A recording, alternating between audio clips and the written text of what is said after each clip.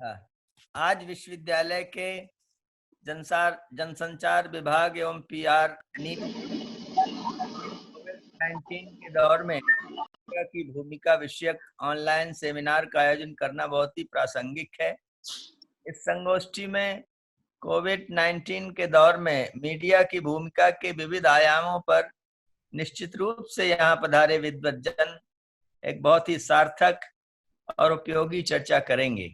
संगोष्ठी के मुख्य अतिथि प्रोफेसर डॉक्टर संजीव भानावत जी, विशिष्ट अतिथि दिल्ली के जाने माने पत्रकार, कई राष्ट्रीय टीवी समाचार चैनलों के संपादक रहे श्री सतीश केसिंग जी, मुख्य वक्ता दिल्ली के सूचना और प्रचार निदेशालय के उपनिदेशक नलिन चौहान जी, गुरु गोविंद सिंह इंद्रप्रस्थ विश्वविद्यालय दिल्ली के डॉक्टर सर्वेश त्रिपाठी जी, आपने हमारे लिए समय निकाला। हम विश्वविद्यालय की तरफ से मैं आप सबका आभार प्रदर्शन करता हूं। मैं विश्वविद्यालय की तरफ से आपका अभिनंदन करता हूं, स्वागत करता हूं कि आप लोगों ने और विश्वविद्यालय की तरफ से आयोजित सेमिनार में अपना बहुमूल्य समय दे करके योगदान कर रहे हैं। इस सेमिनार के प्रबंधन में महत्वपूर्ण भूमिका निभाने के लिए पीआर नीति की निदेशक सुश्री विभा जी का भी मैं स्वागत करता हूं। जनसंचार विभाग के अध्यक्ष एवं सेमिनार संयोजक डॉक्टर और आयोजन सचिव डॉक्टर दिग्विजय सिंह राठौर जी ने इसका सुव्यवस्थित आयोजन किया है। एमटी विश्वविद्यालय की डॉक्टर आसिमा सिंह को कार्यक्रम आयोजन के समन्वय के लिए धन्यवाद देता हूं। संगोष्ठी में देश के विभिन्न भागों से जो शिक्षक, शोधार्थी, अन्य विद्यार्थी, पत्रकार बंधु भाग ले रहे हैं, जिनमें विश्वविद्यालय के इस प्रयास से विचारों का प्रवाह होगा, ये बहुत ही हमारे लिए आनंददायक विषय। इस दौर में मीडिया ने आम आदमी को कोरोना संकट के प्रति जागरूक करने में बड़ी महत्वपूर्ण भूमिका अदा की है। वास्तव में मीडिया अगर कल्पना कोई करे एक मिनट के लिए कि अगर मीडिया ना होता तो देश की क्या दुर्दशा होती, इसलिए उसकी अनिवार्यता आज सिद्ध हो गई है। चाहे सोशल मीडिया हो, इलेक्ट्रॉनिक मीडिया हो, प्रिंट मीडिया, कोई भी किसी भी प्रकार का मीडिया हो, वेब मीडिया हो, तो मीडिया ने कोरोना के प्रति जागरूकता से लेकर के लोगों की समस्याओं को दूर कराया है। बहुत ही धनात्मक दिशा में, पॉजिटिव डायरेक्शन में मीडिया ने काम किया है।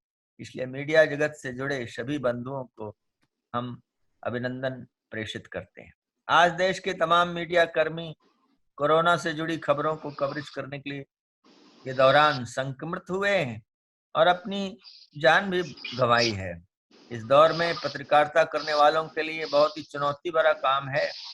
वैसे तो हमेशा ही रहता है, लेकिन कैसे भी हालात रहे हो, पत्रकारों ने खबरों को पहचानने में और उसको सही दिशा दे करके संपूर्ण देश में प्रेषित करने में कोई कसर नहीं उठा रखी है।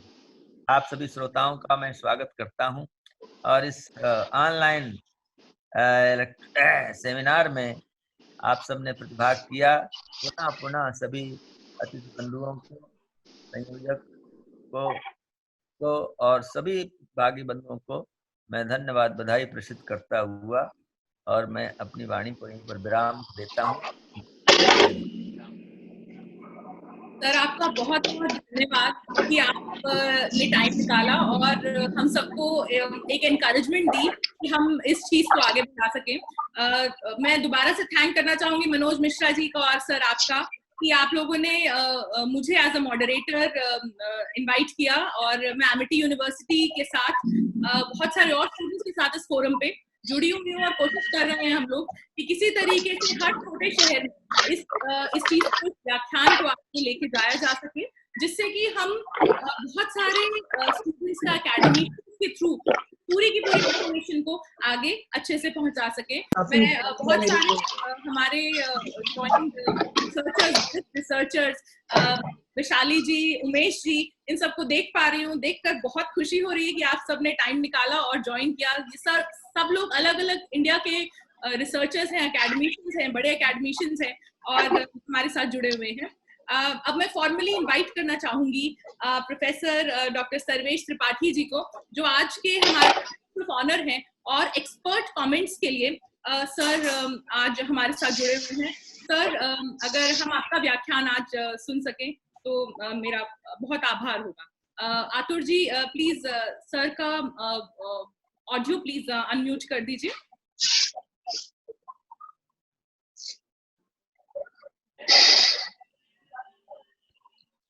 सर्वेश त्रिपाठी जी क्या उनका वीडियो और ऑडियो अप है? प्लीज एक बार आतुर जी देखिएगा।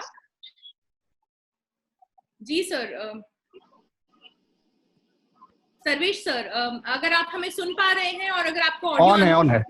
जी सर। सर आपकी व्याख्यान की जा रही है। ऑन है, सुन रहा हूँ। जी सर आपके व्याख्यान मुझे बोलना है अब? जी सर आपको बोलना है। जी सर। अच्छा, मैं धन्यवाद करूंगा सबसे पहले पूर्वांचल विश्वविद्यालय को, पीआर नीति के डॉक्टर असीमा सिंह और उसकी निदेशिका श्रीमती विभा सिंह का।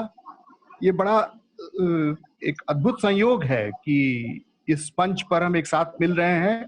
मित्र मनोज मिश्रा जी, जिनसे कभी मेरी भौतिक मुलाकात नहीं हुई, इस मंच पर मिल रहे हैं। हमारे मित्र, मुझे पता लगा कि मेरे बहुत पुराने मित्र अवध बिहारी सिंह जी भी इस मंच पर हैं, चंदन सिंह जी हैं, दिग्विजय सिंह जी हैं, सबसे मुलाकात हो रही है। तो ये बहुत, हालांकि ये अवसर तो बहुत अच्छा नहीं है, महामारी का समय चल रहा है, उसी पर हम लोग चर्चा के लिए एकत्र हुए हैं यहाँ पर, लेकिन एक है कि इसी बहाने मित्रों से मुलाकात हो जा रही है।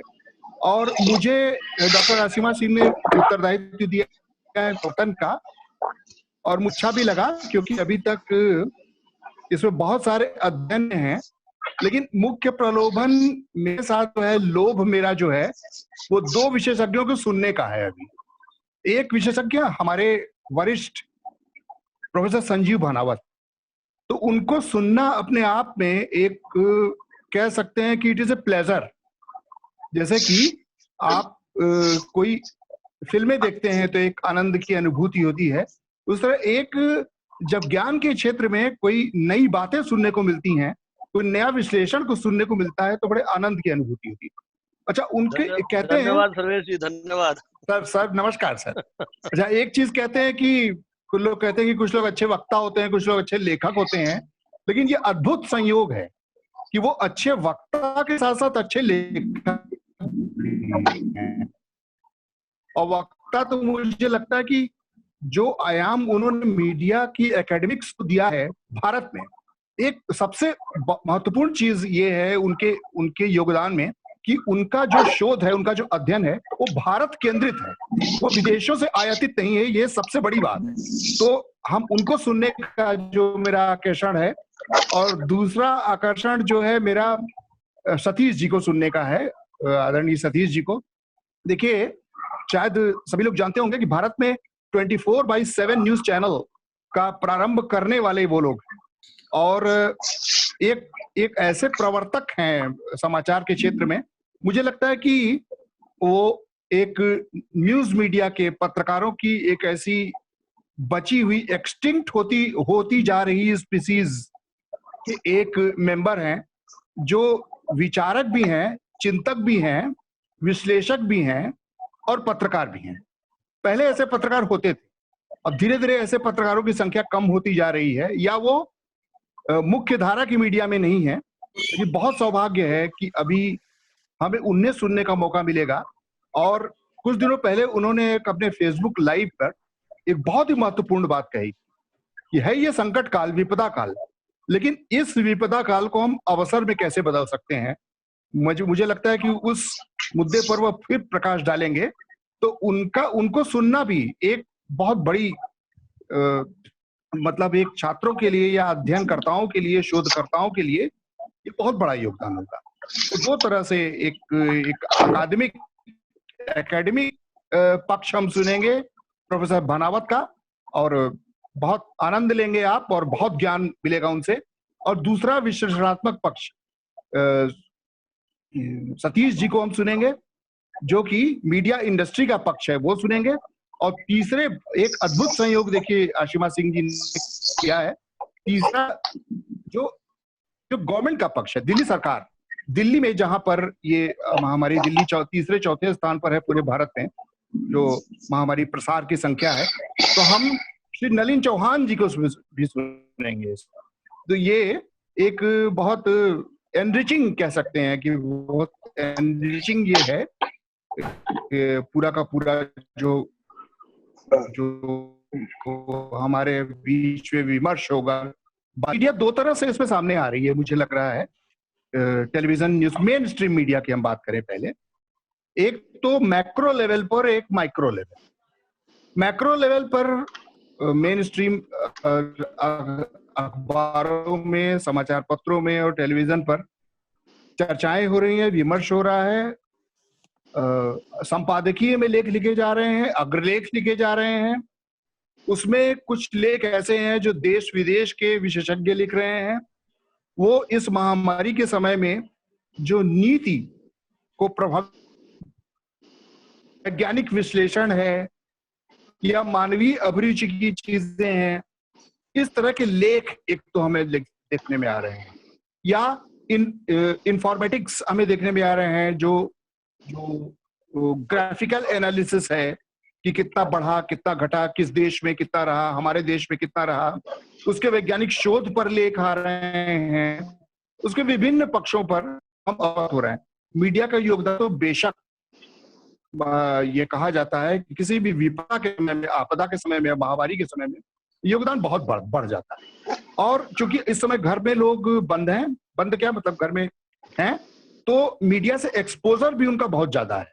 ये प्रतिशत जो काम, अपने काम में लोग जाते रहते हैं और घर में रहते हैं, तो अपेक्षाकृत प्रतिशत जो मीडिया से एक्सपोजर का है, कितने घंटे वो मीडिया के सामने रहते हैं, वो बहुत बढ़ जाता है। और दूसरी चीज, सूचनाओं के लिए वो उनकी निर्भरता भी मीडिया पर बहुत ज्यादा बढ़ जाती है, क्योंकि अन्य स्रोत धीरे धीरे समाप्त होने लगते हैं सूचना की। तो ऐसे में मीडिया की जो भूमिका है वो भी बहुत बढ़ जाती है कि वो किस तरह करे। इन भूमिकाओं पर मैं तो कोई इस पर कोई कॉन्क्लूसिव रिमार्क नहीं दूंगा, कोई इसमें हम सुनेंगे अपने विशेषज्ञों को और उससे जानेंगे कि क्या स्थिति चल रही है। देखिए, माइक्रो मीडिया जो गांव-गांव में, जो कस्बों में, छोटे कस्बों में जो रिपोर्टिंग हो रही है, ये समय में मुझे लगता है वो भी बहुत महत्वपूर्ण है। छत्तीसगढ़ से भी एक रिपोर्ट आई और उस रिपोर्ट में था कि आंगनबाड़ी में जो वहां पे आशा वर्कर्स हैं या मितानिन वहां कहते हैं, वो नहीं पहुंच रही हैं, तो आंगनबाड़ी में बच्चों को पोषण आहार नहीं मिल पा रहा है। तो ऐसे देखिए, कहते हैं कि बच्चे जो है सबसे ज्यादा वल्नरेबल ग्रुप होते हैं। बच्चे, महिलाएं और जो लेबरर्स हैं, माइग्रेंट लेबरर्स हैं, बहुत वल्नरेबल ग्रुप होते हैं, बहुत ज्यादा प्रभावित होते हैं किसी भी आपदा से। तो बच्चों पर किस तरह प्रभाव पड़ रहा है, वहां के एक रिपोर्टर ने लिखा कि आंगनबाड़ी में सहायिकाएं नहीं पहुंच पा रही हैं और वहां बच्चों को पोषण नहीं मिल पा रहा है, तो बच्चे कुपोषित हो रहे हैं और ज्यादा। तो कुपोषण की समस्या महामारी में और बढ़ रही है। और इसको संज्ञान में लेते हुए, इस छोटी सी मीडिया रिपोर्ट को संज्ञान में लेते हुए वहां के स्वास्थ्य मंत्री ने कार्रवाई की और यह सुनिश्चित किया कि वहां पहुंचे। दूसरी खबर यह है कि नक्सल प्रभावित क्षेत्र, जिसे अंदर का क्षेत्र कहते हैं, वहां पर इंटीरियर्स, अंदर का क्षेत्र कहते हैं उसे, जो इलाके हैं जो बस्तर के, तो वहां पता लगा कि स्वास्थ्य सुविधाएं उन क्षेत्रों तक नहीं पहुंच पा रही हैं, स्वास्थ्य या पोषण या भोजन देने की जो, तो वहां पर ये बात कही गई कि वहां कैसे पहुंचाया जाए। इस पर बाद में क्रियान्वयन किया गया, उस पर कार्रवाई की गई। तो ये जो माइक्रो रिपोर्टिंग है, जो छोटी छोटी जगहों से जो समाचार आते हैं, उसका काम महत्व तो नहीं है। और मुझे लगता है कि अगर नीति निर्धारण में मेन स्ट्रीम मीडिया के जो लेख होते हैं, अग्रलेख, संपादकीय, उनका योगदान है, तो इसमें सक्रिय जो जन सेवा के लिए या जन जन तक इसका लाभ पहुंचाने के लिए जो रिपोर्टर हमारे छोटे छोटे क्षेत्रों में हैं, उनका भी बहुत बड़ा योगदान होता है। तो ये समझने की चीज है कि वो अपना काम कैसे कर रहे हैं, और काम तो हो ही रहा है। अनेक पक्ष हैं जिस तरह की रिपोर्टिंग अभी हमें देखने को मिलती है, जैसे कि एक मीडिया का सकारात्मक पक्ष तो हमें कुछ पहले नकारात्मक पक्ष को मिला, कई तरीके से नकारात्मक पक्ष को देखने को मिला कि एक क्षेत्रीय विभेद किस तरह पैदा किया गया, एक सांप्रदायिक विभेद किस तरह पैदा किया गया, और मीडिया ने किस तरह उसको हाईलाइट करके दिखाया, किस तरह उसको एम्फसाइज किया। कहते हैं कि मीडिया को एक बहुत जिम्मेदाराना भूमिका अदा करनी चाहिए ऐसे समय में, लेकिन कहीं न कहीं गैर जिम्मेदार भी हो गई। दोनों पक्ष होते हैं, उन पक्षों पर हम सुनेंगे। एक चीज है बहुत महत्वपूर्ण है कि एक रिपोर्टिंग, एक तो महामारी की, पैंडेमिक भी की अपनी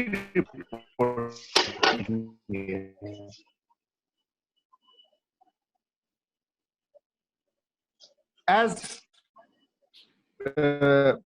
पर की मतलब जो हो रहा है जो उसके समानांतर हमारी अर्थव्यवस्था पर उसका क्या प्रभाव पड़ रहा है, किसानों पर क्या प्रभाव पड़ रहा है, मंडी पर क्या प्रभाव पड़ रहा है, व्यापार है, क्योंकि ये असर बहुत व्यापक होता है।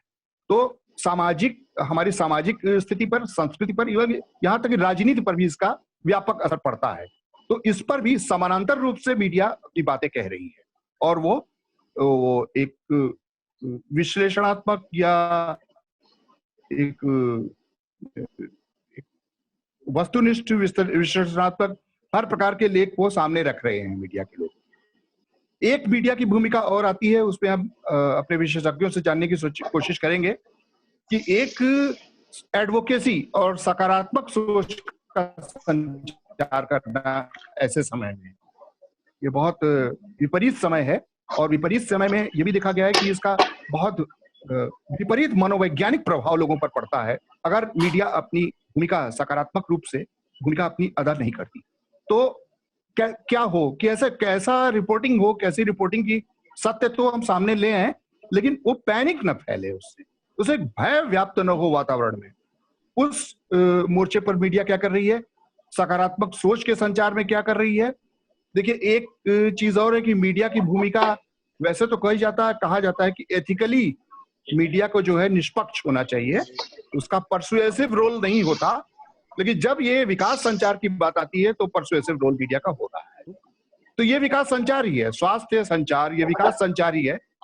तो ऐसे समय में थोड़ा बहुत मीडिया वस्तुनिष्ठता से जो दृश्य है उसको तो सामने रखती है, लेकिन परसुएसिव रोल भी हो जाता है, और हम देखते हैं कि इस परसुएसिव रोल का बहुत बड़ा लाभ जन सामान्य को मिला है। किस तरह से फिजिकल डिस्टेंसिंग, शारीरिक दूरी बनाए रखें, किस तरह से रोग फैलता है, उसके रोग फैलने के विभिन्न आयाम क्या हैं, अलग अलग डायमेंशन क्या है रोग फैलने के, कैसे हम अपने आप को सुरक्षित रख सकते हैं, कैसे हम अपना हाथ धो के अपने आप को सुरक्षित रख सकते हैं, इन सभी चीजों के को जन जन तक पहुंचाने में बहुत बड़ा योगदान रहा है, और लगातार बहुत सस्टेनेबल, सतत तरीके से मीडिया यह काम कर रही है। अच्छा, और डिस इन्फॉर्मेशन, मिस इन्फॉर्मेशन भी साथ साथ चला, लेकिन ये सकारात्मक भूमिका भी साथ साथ चली।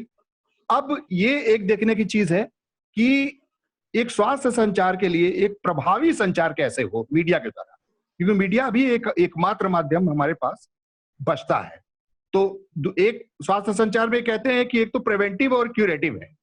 तो अभी क्यूरेटिव तो कोई समाधान नहीं निकला है।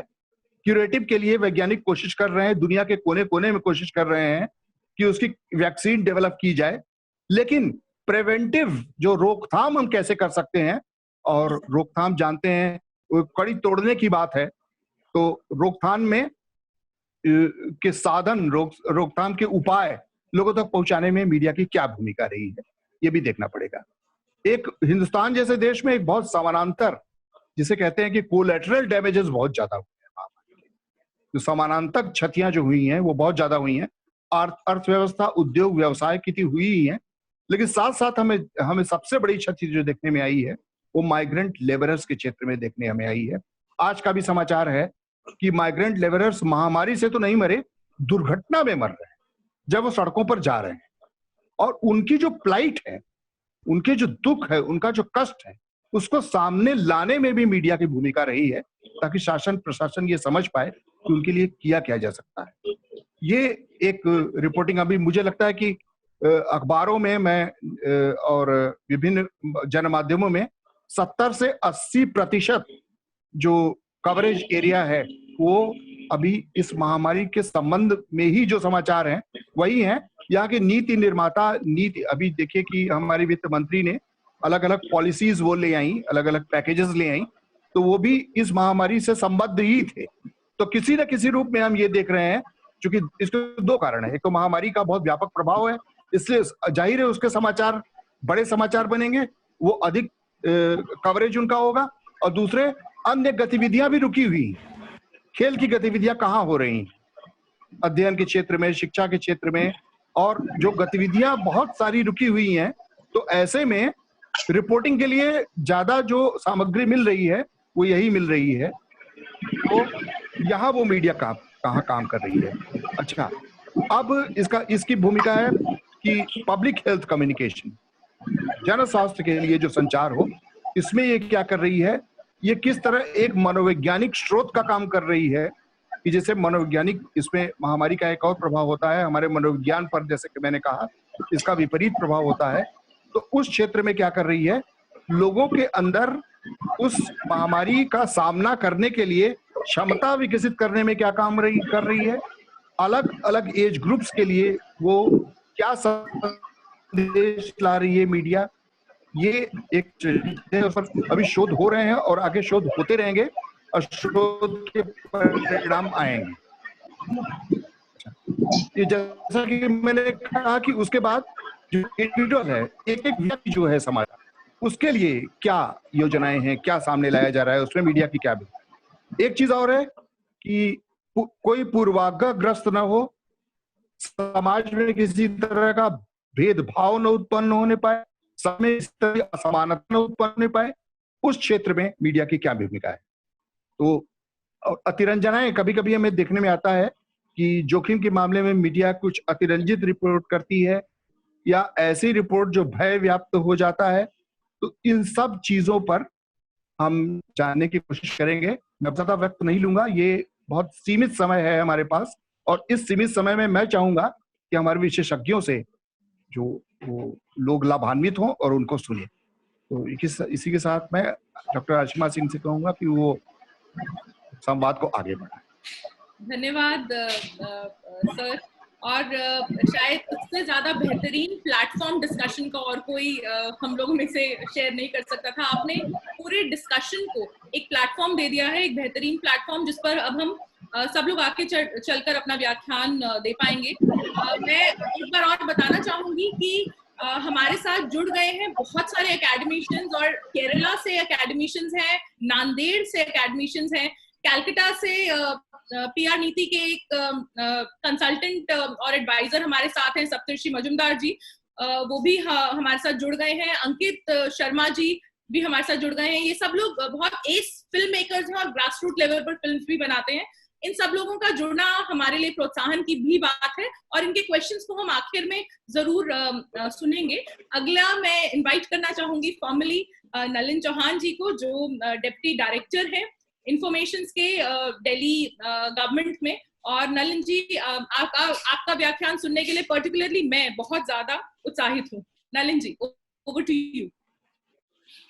नमस्कार जी, नलिन जी का ऑडियो प्लीज। नमस्कार सर। हाँ, एक तो सारे पहले जितने सीनियर लोग हैं उन लोगों को प्रणाम। सीधी बात पे ही आके बात शुरू अपनी करता हूँ। भूमिका जैसे बनाई गई है, और इसमें जो देखेंगे कि पहले तो जैसे बताया गया कि भाई जिस आपदा से हम सब लोग अभी घिरे हुए हैं या जिसका सामना कर रहे हैं, उसमें एक तरीके से वो अदृश्य अगोचर चीज है। तो उसमें जो सूचना का अपना स्वरूप है वो और भी महत्वपूर्ण हो जाता है। और ऐसे में अगर जो सरकार में अगर हम देखते हैं कि जो सूचना का जो मॉडल है उसमें भारत सरकार को ही अगर हम लें तो पीआईबी का मॉडल एक बेसिक मॉडल है जिसको बाकी राज्य सरकारें या बाकी जो केंद्र शासित प्रदेश हैं वो उसको फॉलो करती हैं। और अभी क्योंकि जो सूचनाओं का स्रोत है वो वन वे है, और उसको देखते हुए हम देखेंगे कि अगर पीआईबी की साइट लगभग हम सभी लोग देखते हैं तो उसमें एक जो चीज ध्यान में आती है कि पीआईबी ने कोविड को लेके ही मतलब पूरा एक डेडिकेटेड कम्युनिकेशन के लिए चीजें वहां पे एक विकल्प के रूप में दी हैं, जिसमें मतलब डेली बुलेटिन है और जो उसके स्पेशल वेबकास्टिंग जैसे हम लोग कर रहे हैं वो है। पीआईबी ने अपना एक पहली बार है सरकार ने एक राष्ट्रीय स्तर पे फैक्ट चेक किया है, क्योंकि इस पूरे प्रकरण में देखने में आ रहा है कि मिसकम्युनिकेशन या बोलना चाहिए कि फेक न्यूज भी एक काफी बड़े पैमाने पे हो रहा है। तो उसको चेक करने के लिए भी ऐसे ही ट्विटर को लेकर भी एक डेडिकेटेड चैनल चालू किया है भारत सरकार ने। और इस तरह और बाकी उन्होंने स्वास्थ्य मंत्रालय का अपना एक लिंक दिया है। आपको ये तो टेक्निकल चीज है। अब जो मुद्दे की चीज पे आते हैं कि जो सूचनाएं, जैसे थोड़ा समय मैंने भी 8-10 साल पत्रकारिता की है, उससे ध्यान में ये आता है कि अभी ये जो और जो मैं बात कहूंगा वो मेरा आशय ज्यादा भारतीय भाषाओं पे रहेगा। जैसे अभी भारत सरकार ने करीब 12 भाषाएं अपने पीआईबी की साइट पे ही विकल्प के रूप में दी हैं, जिसमें कि आप सीधा उसके बारे में जानकारी सूचना ले सकते हैं।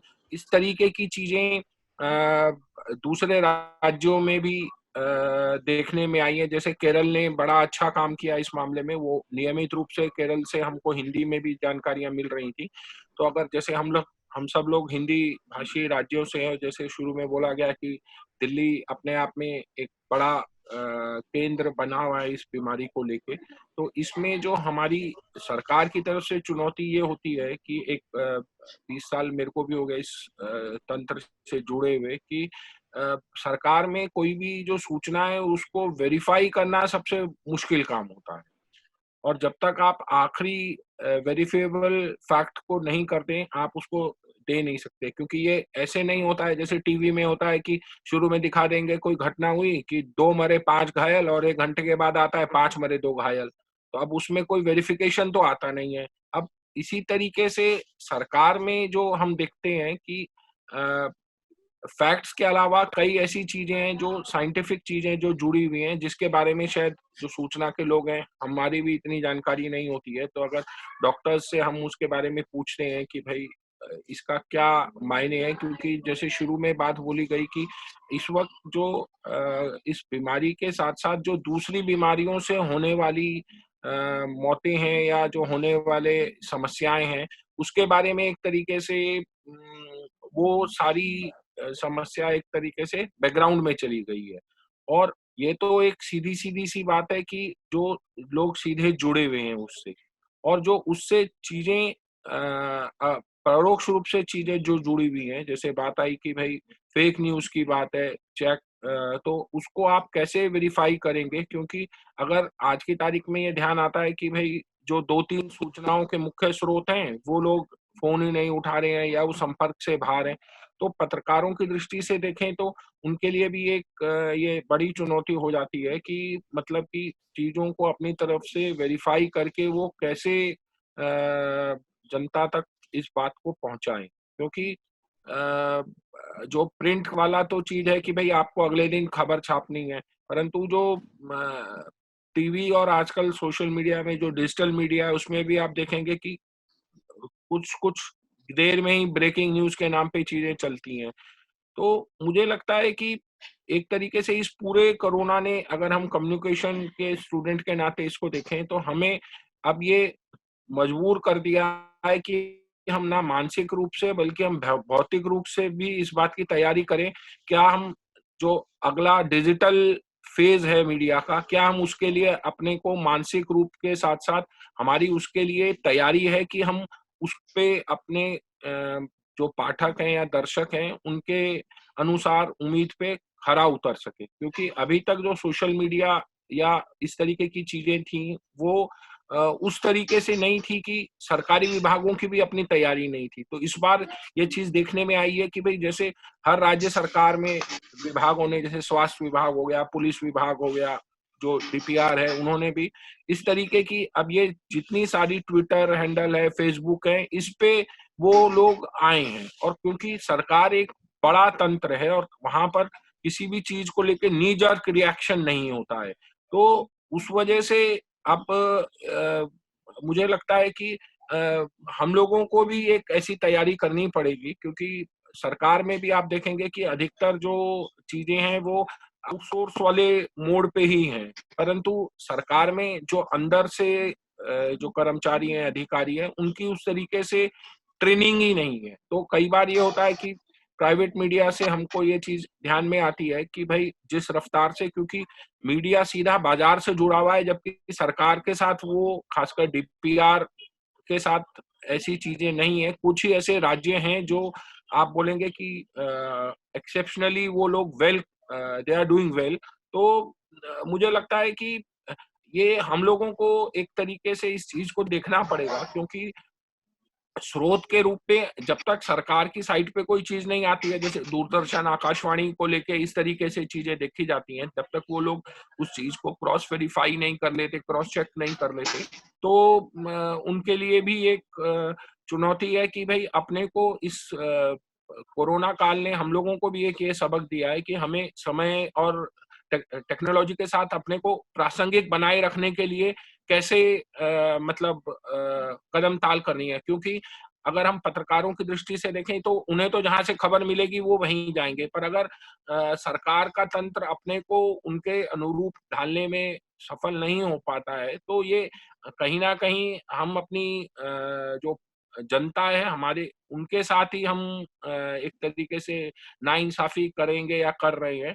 क्योंकि आज के समय में जिसको जैसे हमने बोला कि भाई जो जैसे मजदूरों को के दृश्य जो हम लोगों को देखने में आ रहे हैं, और मुझे इसमें यही चीज लगी कि भाई जो पलायन वाली बात है, ये पलायन है या जो एक जैसे जो शुरू में उन्होंने बोला कि भाई एक पैनिक क्रिएट कर दिया गया, चाहे अब उसमें मीडिया की आप सीधी भूमिका माने या मतलब दूसरे तरीके से भूमिका माने, पर क्योंकि अभी भी हमारे देश में मीडिया का जो महत्व है वो उसकी जो प्रतिष्ठा है वो मतलब सरकारी स्रोतों से अधिक है, तो लोग अभी भी उस पर विश्वास करते हैं। तो मुझे लगता है कि इस पूरे संकट से हमको मतलब सामना करने के लिए हम सबकी भूमिका मतलब शल्य भाव वाली नहीं होनी चाहिए, कृष्ण भाव वाली होनी चाहिए, ताकि अगर हम नहीं तो एक दूसरे को हम एक दूसरे की कमियां ही निकालते रहेंगे, दोषी बताते रहेंगे, तो फिर पार पाना मुश्किल होगा। और जैसे हमारे यहाँ बोला गया है कि भाई जहाँ कृष्ण है वहाँ धर्म, और जहाँ धर्म है वहीं विजय है, तो हमें इसी भाव से काम करना चाहिए।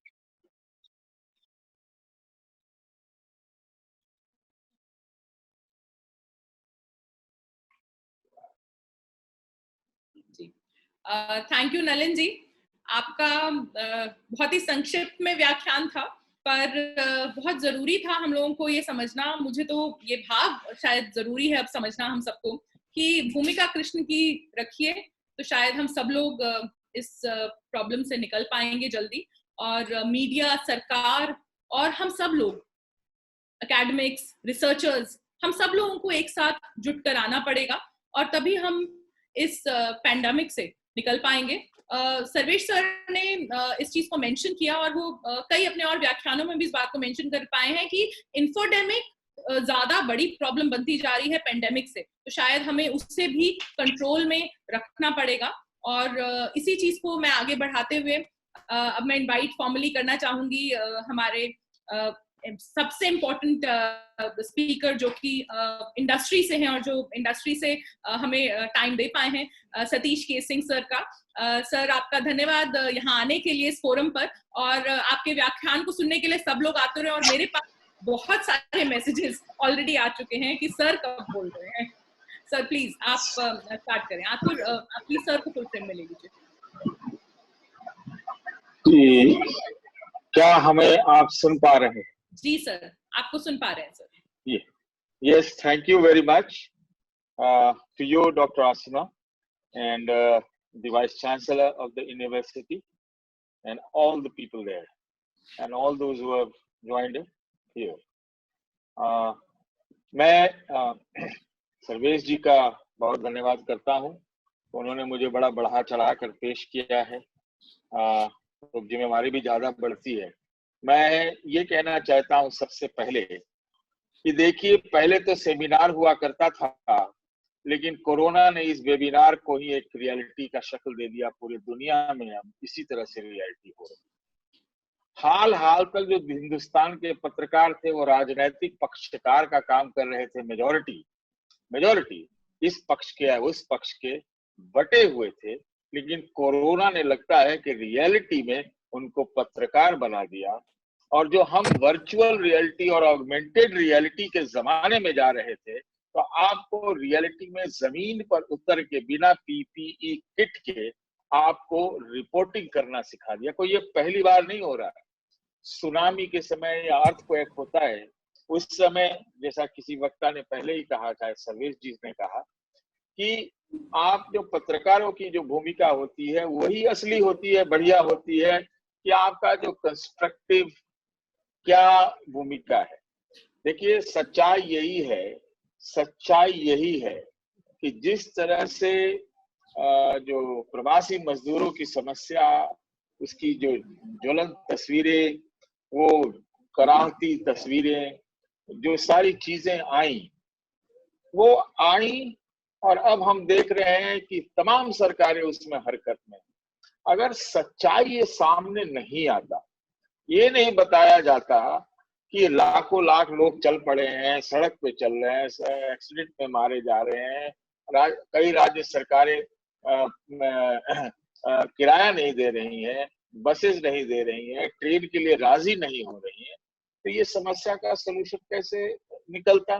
जब ये कहा गया कि 8 करोड़ माइग्रेंट्स को बिना राशन कार्ड के अब उनको राशन दिया जाएगा, ये फिर कल हमने सुना कि एनडीएमए ने, जो एमएचए के मतलब मिनिस्ट्री ऑफ होम अफेयर्स के अंतर्गत एनडीएमए जो नेशनल डिजास्टर मैनेजमेंट अथॉरिटी है, उसने एक पोर्टल को जो रियल मूवमेंट ट्रैक करेगा माइग्रेंट्स को, उसको लेके आए हैं। तो जो ये कंस्ट्रक्टिव चीजें हैं बहुत महत्वपूर्ण है, और वो चीज हम सामने देख रहे हैं कि अगर आप एक इश्यू को हाईलाइट नहीं करेंगे, और उसको लेकर जो सबसे महत्वपूर्ण बात मैं कहना चाहता हूँ वो ये है कि तमाम सरकारों को जिनके हाथ में एडवर्टीजमेंट की हुंडी होती है, खास तौर से राज्य सरकार की भी बात मैं करूंगा, एडवर्टीजमेंट की हुंडी होती है, चाहे वो अखबार हो, चाहे वो पत्रकार हो, चाहे टेलीविजन चैनल हो या वेबसाइट हो, ये क्या है कि इनको लेकर वो टॉलरेंट नहीं होंगे, सहिष्णु नहीं होंगे। अगर रिपोर्टों को, जो वास्तविकता की जो रिपोर्टें हैं, जो किसी भी प्रकार से वेस्टेड इंटरेस्ट से कोई प्रभावित नहीं है, अगर वो ऑब्जेक्टिव रिपोर्ट ला के दे रहा है और देता है, तो उसको प्रोत्साहित करना चाहिए। ये नहीं कि आप एडवर्टीजमेंट की हुंडी दिखा करके आप पत्रकारों को, संस्थानों को आप उसको टॉलरेट ना हों और आपको लगे कि वो आपका दुश्मन है, या फिर आप अपना जो है एक बुली का काम करने लगे। इससे काम नहीं चलेगा। हम दिल्ली में हमने देखा कि आनंद विहार में लाखों लोग जुट गए। कैसे जुटे अभी तक पता नहीं है, कैसे जुटे, लेकिन सच्चाई तो है कि जुटे। अब किसी वक्ता ने कहा बीच में, शायद नलिन जी ने कहा कि जिम्मेदारी बहुत बढ़ जाती है, क्योंकि अगर मास मीडिया, प्राइवेट मीडिया अगर कोई चीज रिपोर्ट कर देता है तो उससे ना एक उकसावा हो जाता है, लोग जहां के तहां चल देते हैं।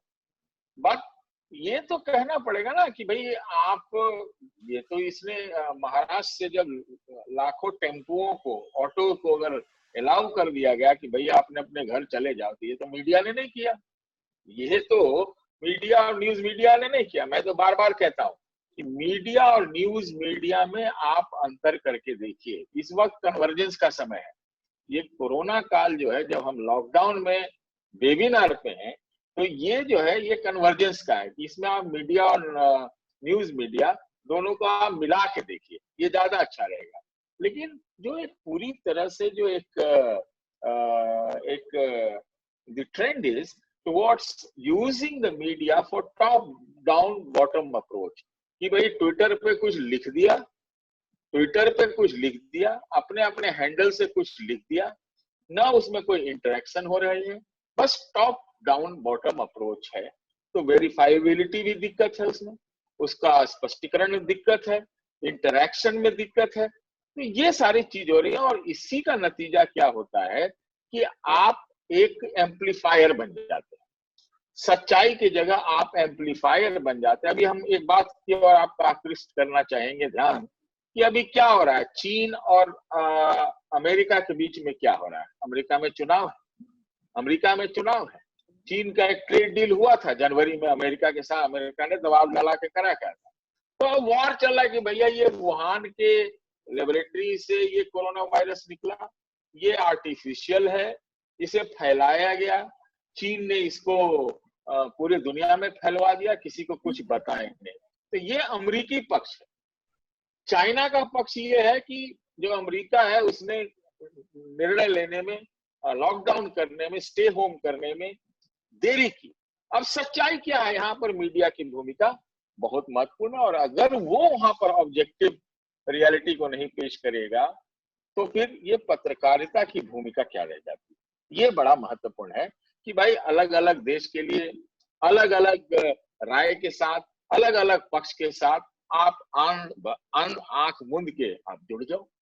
अमेरिका वाले देखे जी, अमेरिका की ही, लेकिन अमेरिका में मैं आपको बता दो, अमेरिका में मीडिया, न्यूज मीडिया जो है वहां की, वहां एकदम पूरी तरह से राष्ट्रपति ट्रंप के ऊपर पड़ी हुई।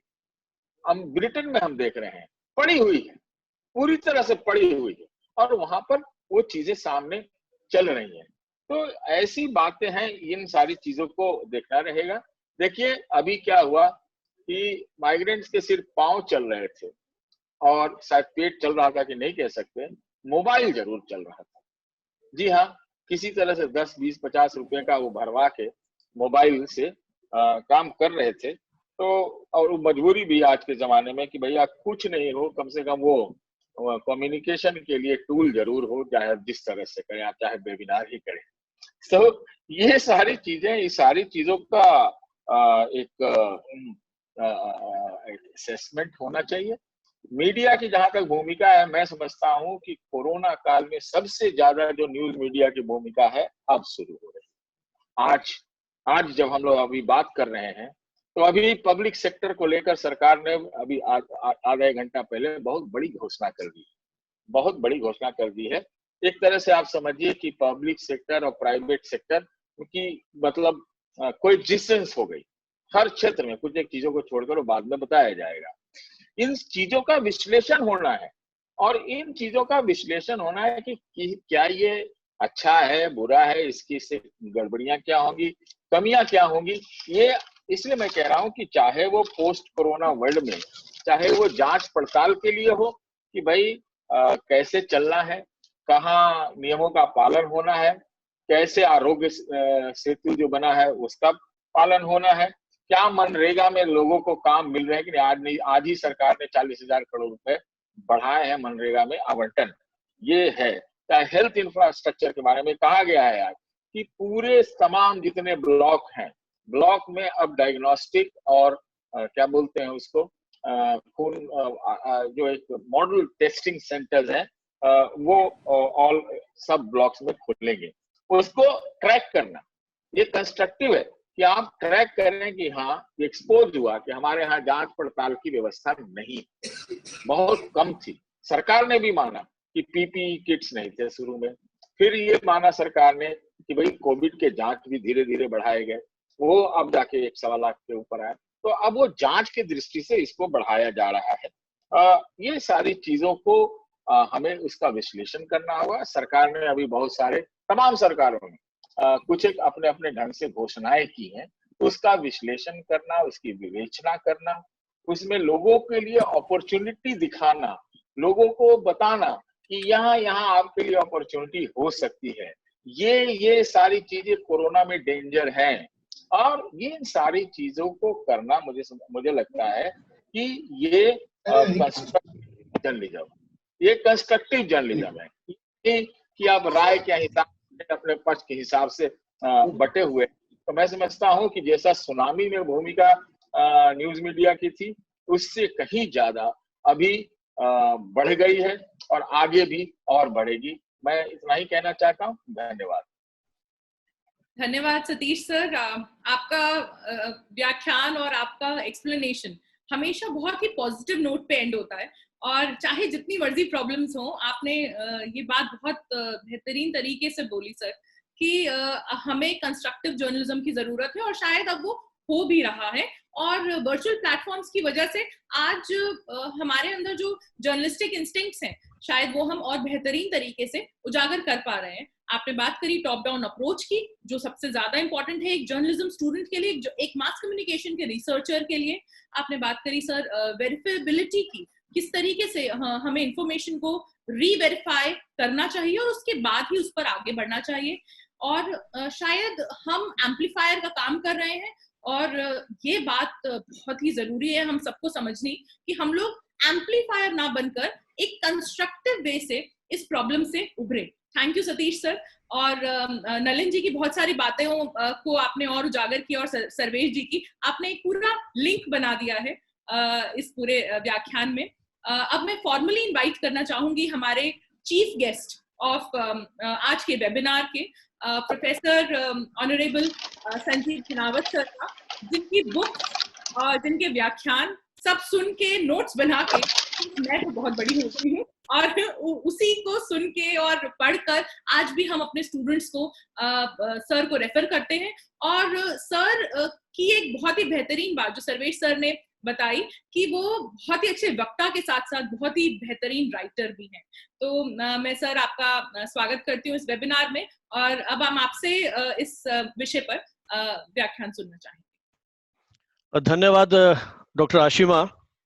सबसे पहले तो आपकी इस आत्मीयता के लिए, इस विस्तृत परिचय के लिए आपका, भाई सर्वेश त्रिपाठी जी का, जिन्होंने इतना सम्मान मुझे दिया और इतने वरिष्ठ मीडिया कर्मियों के बीच में एक अवसर दिया अपनी बात को रखने का। श्रद्धेय कुलपति प्रोफेसर राजाराम यादव, विभाग के अध्यक्ष भाई डॉक्टर मनोज मिश्रा, जिनसे इस तकनीक के माध्यम से आज कई साल बाद पुनः दर्शन का एक सौभाग्य मिला है। नलिन चौहान जी से तो फोन पे कई बार बातें हुई हैं, और उनसे भी एक बहुत लंबे अरसे बाद उनको देखने सुनने का अवसर मिला है।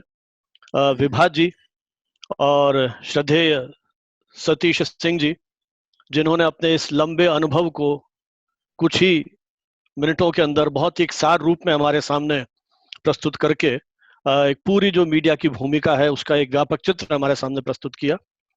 मैं देख रहा हूँ इस लिस्ट में और जो चैट पे आपके मैसेजेस आ रहे हैं, देश भर के बहुत सारे मीडिया शिक्षक और विद्यार्थी हमारे साथ जुड़े हैं। जैसा आपने बताया, लगभग 900 के आसपास रजिस्ट्रेशन।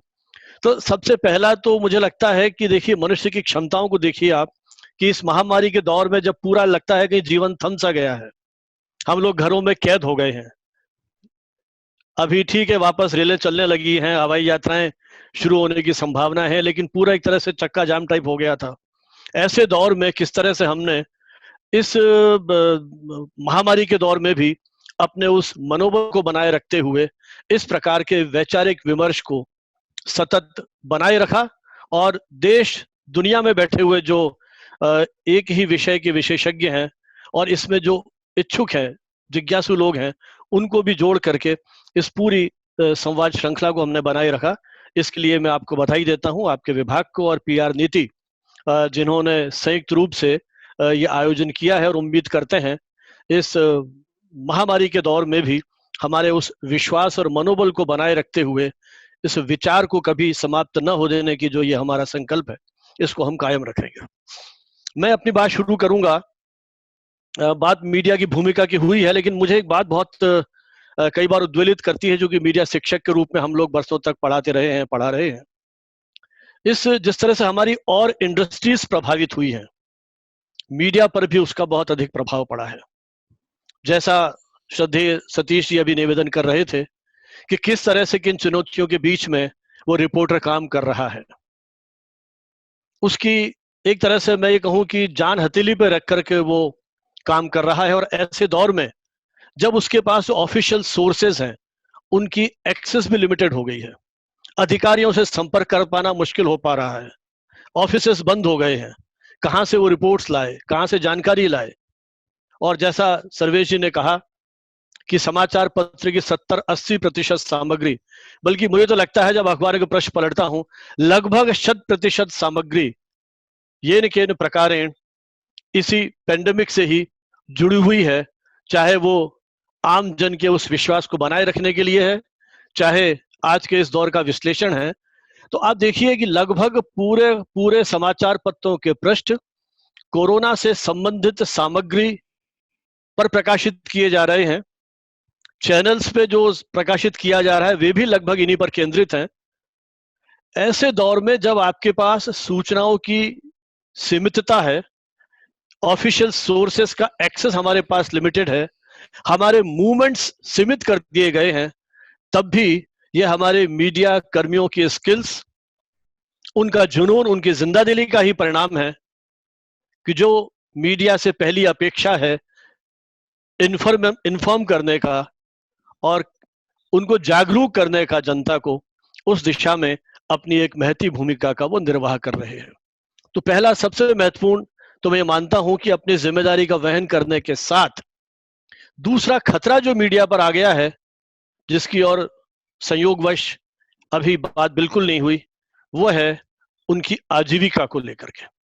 देखिए, समाचार पत्र और टीवी चैनल्स, इनके ऊपर जिस तरह से विज्ञापनों की कमी आने लगी है, समाचार पत्रों के पृष्ठ कम होते चले जा रहे हैं, और WHO ने भी हालांकि कहा है कि समाचार पत्र पढ़ने से वायरस फैलने की आशंका नहीं के बराबर है। फिर भी एक अनजाने भय के हम शिकार हैं, क्योंकि एक ऐसे दौर में हम पहुंच गए हैं जहां मनुष्य मनुष्य से भयभीत है। एक अज्ञात योद्धा से हम लड़ने की तैयारी कर रहे हैं। हमें पता नहीं वो जो एक अज्ञात शत्रु हमारे सामने है, वो हमें दरवाजा खोलते समय उस कुंडी पे मिल सकता है, गेट के बाहर मिल सकता है, हमारी कार के दरवाजे पर मिल सकता है, तो जहां हर कहीं वो छिपा बैठा है। ऐसे दौर में लोगों ने समाचार पत्र पढ़ना बंद कर दिया। डिजिटल एडिशंस उनके हाथ में आ गए हैं। समाचार पत्रों के साथ लगभग 10 लाख के आसपास कर्मचारी सीधे जुड़े हुए हैं, और न जाने कितने 20-25 लाख लोग अप्रत्यक्ष रूप से इन माध्यमों के साथ जुड़े हुए हैं। बहुतों की नौकरी पर संकट आ गया है। प्रधानमंत्री के आह्वान के बावजूद कई मीडिया हाउसेस ने पत्रकारों के वेतन कम कर दिए हैं, या उनकी नौकरियां खतरे में आ गई हैं। तो ऐसे दौर में जब एक अनिश्चित भविष्य को हम देख रहे हैं, ऐसे में मीडिया के साथ जो अपेक्षाएं हम कर रहे हैं या की जाती हैं, मुझे लगता है अभी भी मीडिया कर्मी उन दायित्वों का निर्वहन इस दौर में कर रहे हैं, क्योंकि पेंडेमिक ने बहुत सारे हमारे जीवन संदर्भ, जीवन शैलियां, जीवन संस्कृति को बहुत गहराई से प्रभावित किया है। INS की कुछ खबरें देख रहा था मैं, इन्होंने प्रेस विज्ञप्ति जारी की थी जिसमें बताया था कि विज्ञापनों का 70 से 80% शेयर जो है गूगल और फेसबुक जैसी कंपनियां ले रही हैं। आज दुनिया के कई राष्ट्रों ने इस पर चिंता प्रकट की है। हमारे देश में भी विचार मंथन होना चाहिए। लगभग 1500 करोड़ से अधिक, 1500,000 करोड़ रुपए से अधिक का विज्ञापन शेयर उन कंपनी से ले लिया है, तो हमारे सामने एक संकट आ गया है। INS, जिसके साथ लगभग 800 से अधिक पत्र पत्रिकाएं जुड़ी हुई हैं, उसने भी सावधान दिया और सरकार से भी कहीं अपेक्षा की है कि चाहे वो न्यूज प्रिंट पर टैक्स कम लगाए या किसी भी तरीके से कहीं ना कहीं इन मीडिया कर्मियों को, मीडिया हाउसेस को एक अपना वित्तीय समर्थन देने का भी वो जहां तक संभव हो सके, कि इस दौर में सरकारों की खुद की अपनी सीमाएं आ गई हैं। तो ये मुझे मुख्य चीज लगती है। दूसरा, जब हम बात करते हैं, बात आई, नलिन जी ने भी इस बात को काफी गहराई से उठाया था कि पत्रकार के लिए जो सोर्सेज हैं उनको ट्रैप करना और सही जानकारी को प्राप्त करना। निश्चित रूप से इस दौर में हमें मुख्य रूप से जो ऑफिशियल सोर्सेज हैं उन्हीं पर हम ज्यादा निर्भर रहते हैं, और इस बात में कहीं कोई संदेह नहीं है कि सरकारी नीतियों का, सरकारी दिशा निर्देशों का प्रचार प्रसार करने में मीडिया ने अपनी एक महत्वपूर्ण भूमिका का निर्वाह किया है। वस्तुतः इस देश में गैप इतना है कि अभी भी बहुत बड़ा वर्ग, मेरे कई विद्यार्थी जो गांवों में चले गए हैं, जब भी बात होती है उनसे, कहीं उनको इस बात की अभी भी चिंता है कि सोशल डिस्टेंसिंग और मास्क लगाने की जो आदत है, जो शायद मुझे लगता है कि आने वाले कई वर्षों में हमारे जीवन शैली का अभिन्न हिस्सा बन जाएगा, वो अभी तक वहां पूरी तरह से स्वीकार्य नहीं है, क्योंकि वहां केसेस कम हैं, तो लोगों को उस तरह का भय अभी नहीं लगता है, और वो एक अपना सामान्य जीवन जीने की दिशा में है। तो फिर भी मीडिया ने एक, जिसे कहते हैं ना कि आक्रामक जो एक व्यू रचना अपनी बनानी चाहिए इन सब चीजों के लिए, उस दिशा में इन्होंने प्रयास किया है। तो पाठकों और दर्शकों तक जानकारी पहुंचाने के लिए मीडिया ने हर संभव कोशिश की, और सौभाग्य से नलिन जी चूंकि जनसंपर्क विभाग में बैठे हुए हैं, मैं उनको बधाई देना चाहूंगा कि लगभग देश की सभी राज्य सरकारों ने केंद्र सरकार सहित मीडिया के साथ अपने एक सतर्क उसका संवाद जो है बराबर बनाए रखा है। राजस्थान में दिन में 3 बार आंकड़े जारी होते हैं, सुबह 9 बजे, दोपहर 2 बजे और रात्रि को 9 बजे। इसी तरह से प्रतिदिन स्वास्थ्य मंत्रालय, गृह मंत्रालय और आईसीएमआर भी लंबे समय तक उससे जुड़ा रहा।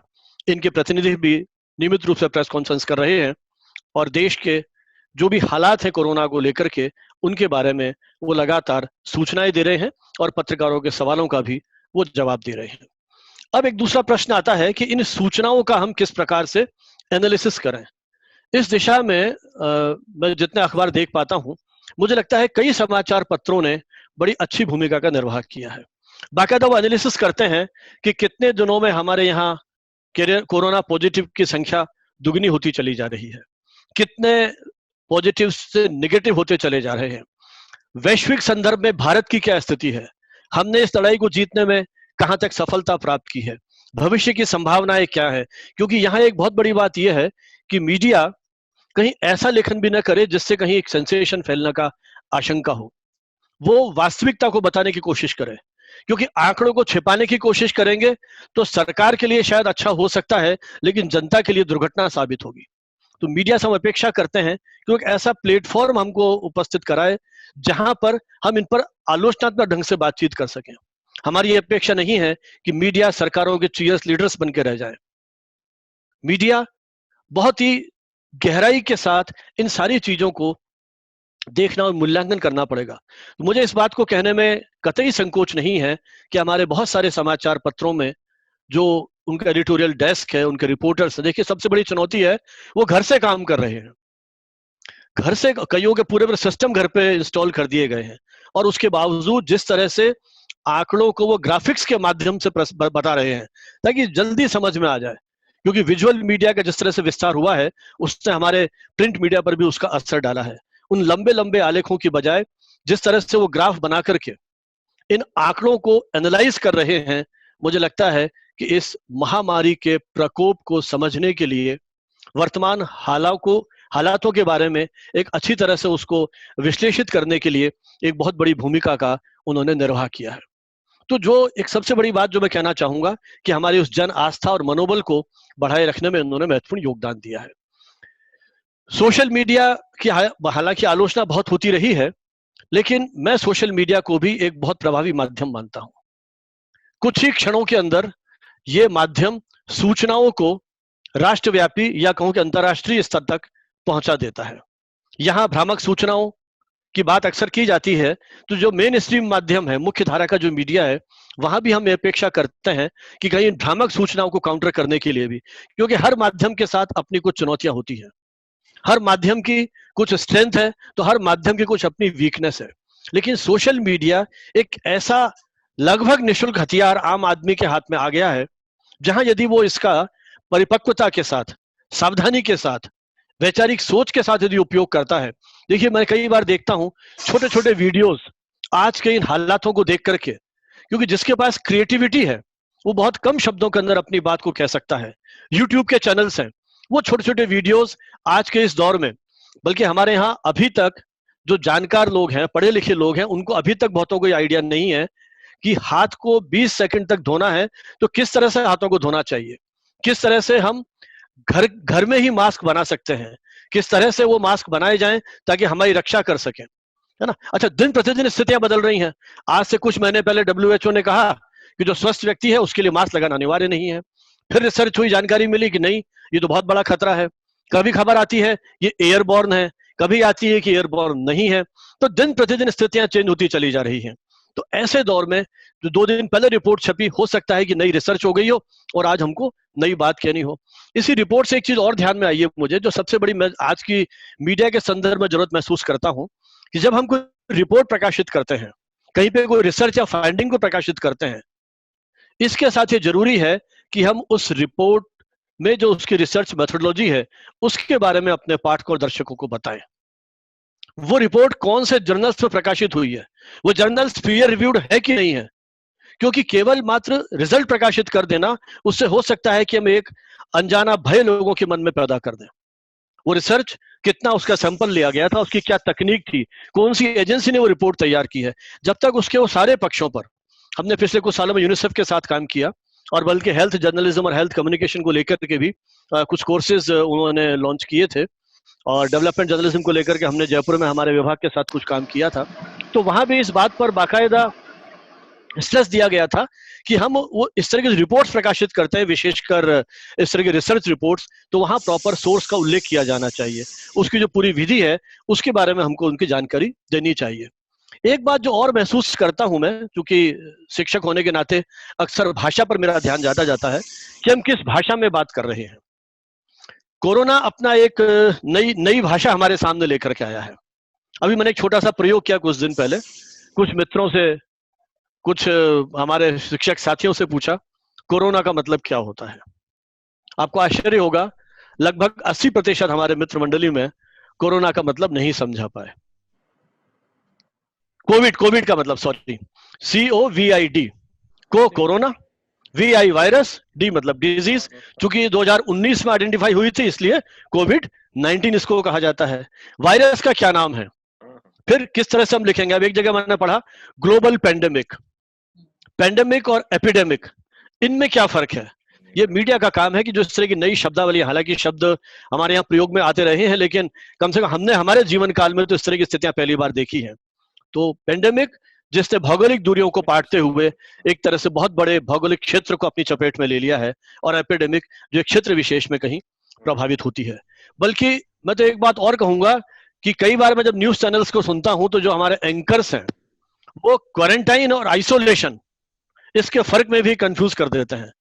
जहां जैसा मन में शब्द आ गया उसको आइसोलेशन में कर दिया, उनको क्वारंटाइन में डाल दिया।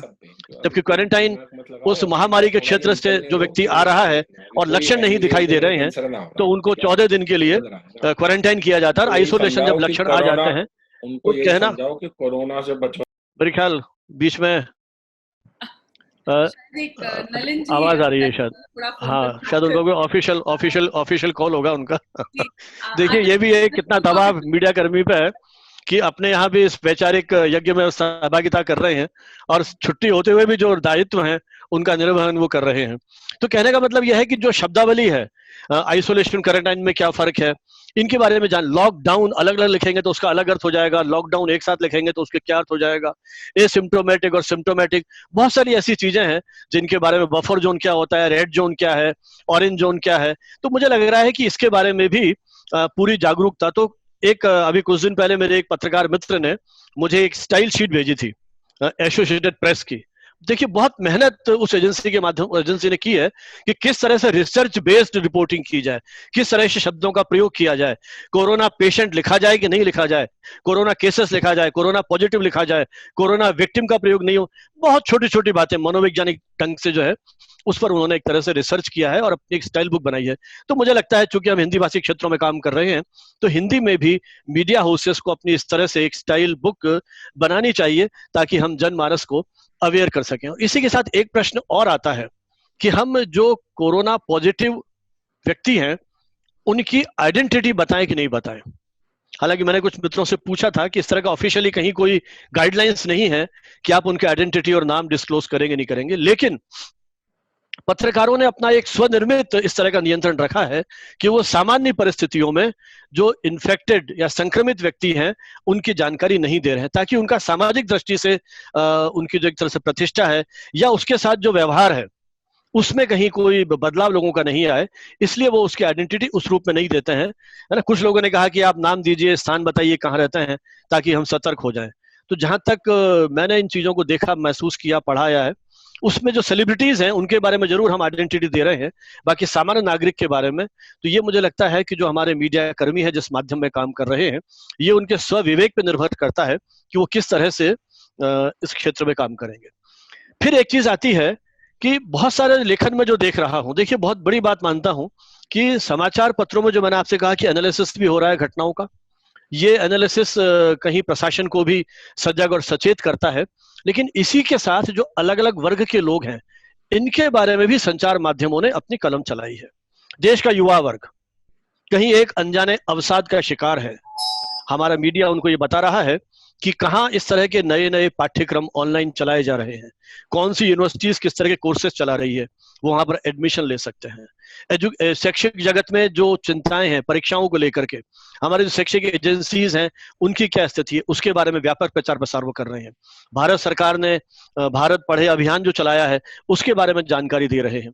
तो ये सारी जो चीजें हैं उनको लेकर के, परीक्षाएं यदि होने जा रही हैं तो उसका पूरा पूरा विश्लेषण कि किस तरह से सोशल डिस्टेंसिंग के माध्यम से परीक्षाएं आयोजित की जा सकेंगी, कितनी संभावनाएं होंगी, परीक्षाएं लेते समय किन किन सावधानियों को बरतना पड़ेगा।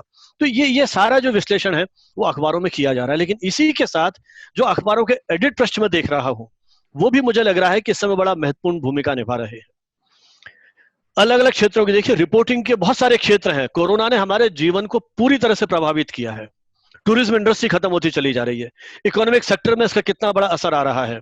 एजुकेशनल सेक्टर की मैंने आपसे बात की कि वहां कितना असर आ रहा है। तो हमारे जो एडिट पेज है या जो इस तरह के विचार पृष्ठ हैं वहां पर जो इस विषय के विशेषज्ञ हैं वो बाकायदा इन मुद्दों पर चर्चा कर रहे हैं। क्या भविष्य की संभावनाएं हो सकती है, मजदूरों की समस्या, इसको कितना कितना इस समय हमारे चैनल्स और समाचार माध्यम में बताया जा रहा है कि हम उस तरह से तैयारी नहीं कर पाए लॉकडाउन करते समय कि इन मजदूरों के जीवन को बचा पाएं, उनकी आजीविका के लिए कहीं कोई इस तरह की व्यवस्था कर पाएं। क्योंकि ये इस पूरी हमारी बहुत सारी इंडस्ट्रीज की बैकबोन है। अब जिस तरह से माइग्रेशन हुआ है, कैसे हमारी फैक्ट्रीज प्रभावित होने वाली हैं, किस तरह से उन पर आर्थिक दबाव बनने वाला है, स्पोर्ट्स की क्या स्थिति हो गई है, किस तरह से ओलंपिक्स और राष्ट्रीय अंतर्राष्ट्रीय जो स्पर्धाएं हैं उन पर इसका असर आया है, उसको लेकर के तो मुझे लगता है कि जीवन के विविध क्षेत्रों में जो असर आ रहा है उस पर भी जो हमारा बौद्धिक वर्ग है उन्होंने इस पे कलम चलाई है। दूसरी ओर जब टीवी चैनल्स की बात करता हूं मैं, तो देखिए इसमें बहुत बड़ी भूमिका उनकी मानता हूं कि इन्होंने एक ओपन इन्विटेशन दिया है देश की आम जनता को कि कोरोना को लेकर के बहुत सारी भ्रांतियां हो सकती हैं। इन भ्रांतियों को दूर करने के लिए विशेषज्ञों को उन्होंने अपने स्टूडियो में बुलाया है और लाइव वो किया जा रहा है। क्वेश्चंस भी आप चाहे तो वीडियो के अपने व्हाट्सएप के माध्यम से भेजिए, वीडियो बना के भेजिए, ट्वीट कर सकते हैं, जो संभव पक्ष हो सकता है, साधन हो सकता है, माध्यम हो सकता है, उस माध्यम से आप विशेषज्ञों से सीधे सवाल करें और वो उसका जवाब देंगे ताकि बहुत सारी भ्रांतियों को हम दूर कर सकें। तो सरकारी प्रयत्न जो हो रहे हैं एक तरह से मुझे लगता है कि उनको सप्लीमेंट करने के लिए संचार माध्यमों एक बहुत बड़ी भूमिका निभाई है।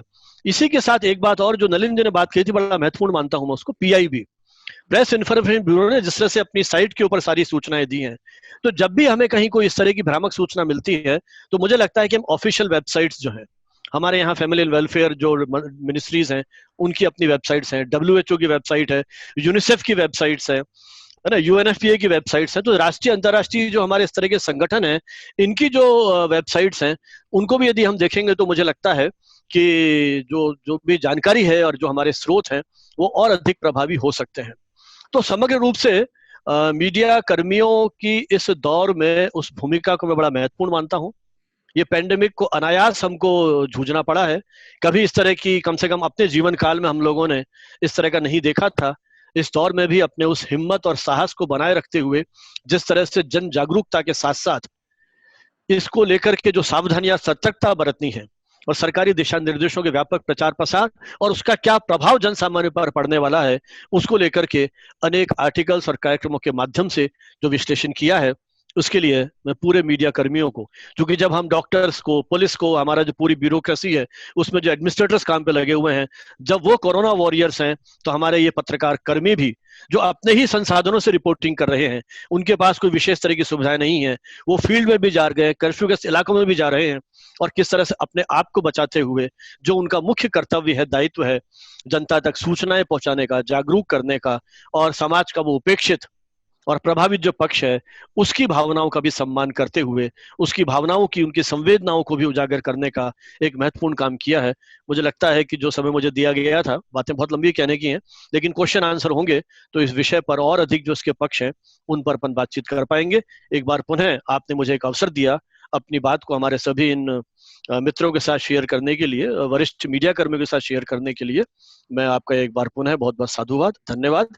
जय हिंद, जय Bharat. Thank you Sanjeev sir, आपका व्याख्यान हमेशा बहुत बेहतरीन तरीके से हम लोग समझते आए हैं, सुनते आए हैं और आपने जिन जिन बातों को उजागर किया वो शायद जितने भी हमारे स्टूडेंट्स यहाँ पे जुड़े हुए हैं, हमारे एकेडमिशियंस या रिसर्चर्स यहाँ जुड़े हुए हैं, वो आपने की पॉइंट्स हमें बता दिए कि शायद इन मुद्दों पर अब हमें थोड़ा और सोचना पड़ेगा और इन्हीं पर एक तरीके की रिसर्च करनी पड़ेगी। सर, मैं क्वेश्चन आंसर राउंड फॉर्मली शुरू कर रही हूँ और इसी के साथ साथ मैं यहाँ जोड़ना चाहूंगी प्रोफेसर के तिवारी जी को। एमिटी यूनिवर्सिटी नोएडा से सर हैं और बहुत ही वरिष्ठ सर एकेडमिशियन हैं और बहुत सालों से एक न्यूज पोर्टल भी चला रहे हैं और उनका क्वेश्चन सतीश जी के लिए है। अगर सर मुझे सुन पा रहे हैं तो आतुर प्लीज सर को अनम्यूट करिएगा, के तिवारी सर को। सर का क्वेश्चन है, वो ऑनलाइन पूछना चाहेंगे सर से। नमस्कार सर, मेरी आवाज आ रही है? और सतीश सर को भी अनम्यूट कर दीजिए आतुर जी। हाँ, आवाज तिवारी जी आपकी आ रही है। नमस्कार सर। सर मुझे एक प्रश्न करना था। जैसे मजीठिया जो लागू हुआ उसके बाद बड़े अखबारों की तो और अच्छा फायदा रहा अखबारों को, लेकिन जो उसमें पत्रकार हैं उनकी स्थिति दिन प्रतिदिन बिगड़ती ही जा रही है। तो इस समय ऐसा क्या उपाय किया जाए एक पत्रकार होने के नाते जो उसमें काम करने वाले हैं उनकी स्थिति बेहतर हो सके, क्योंकि इससे देखिए जी, हाँ मैं जवाब दे दूं क्या? हाँ सर दे दीजिए। देखिए, तमाम राज्यों में या केंद्र सरकार में कुछ एक प्रावधान है और इसमें मजीठिया आयोग और ये आयोग और वो आयोग उससे काम नहीं चलेगा। और कुछ एक तो प्रावधान है, आकस्मिक निधि भी है, लेकिन इससे काम नहीं चलेगा। अभी जैसा हमने सुना था कि कई राज्यों में जो मीडिया कर्मियों का कोरोना में जो रिपोर्टिंग कर रहे हैं, जो काम कर रहे हैं, उनका इंश्योरेंस किया गया। ठीक है, अच्छी बात है, लेकिन क्या है कि अभी एक जैसे आप माइग्रेंट्स के लिए कोष बनाते हैं, जैसे आप एक APL, BPL या अलग अलग वर्गों के लिए बनाते हैं। पूरा देश इस समय SMEs और MSMEs के बारे में बात कर रहा है कि उनका क्या होगा, उनको क्रेडिट कैसे मिलेगी, उनका लोन माफ कैसे होगा, उनका मॉरिटोरियम कैसे होगा, कॉर्पोरेट का कैसे होगा, ये सारी मांगे चल रही है। तो वैसे में एक पूरा डेटा बैंक पूरे देश में पत्रकारों का है। एक पत्रकारों के लिए अलग से कुछ व्यवस्था करना, उनकी नौकरियां भी चली जाती हैं, कोई चीज परमानेंट नहीं है, उनका जो एम्प्लॉयमेंट स्टेट का सिक का जो है चाहे PF का है, इन पे एक नए तरह से नए सिरे से विचार करके एक पूरा एक काम करने की आवश्यकता है, तब जाके बात बनेगी। अदरवाइज अभी one of the most vulnerable section of the society is that of the media people and the journalist. Thank you sir. धन्यवाद सर। इसमें मैं एक चीज सर सतीश जी वाली में जोड़ना चाहूंगा सर। जो हमारा जो पत्रकारों वाला जो मतलब किस परिधि में आते हैं, उसमें दो चीजें हैं सरकार की दृष्टि से। एक तो जब तक पत्रकार कौन है उसकी परिभाषा तय नहीं होगी, क्योंकि सरकार में क्या है, अगर आपको कोई भी योजना का लाभ लेना है तो उसकी कुछ अहर्ताएं हैं और उसकी परिभाषा है। जब तक आप उसको स्पष्ट नहीं करेंगे, एक चीज।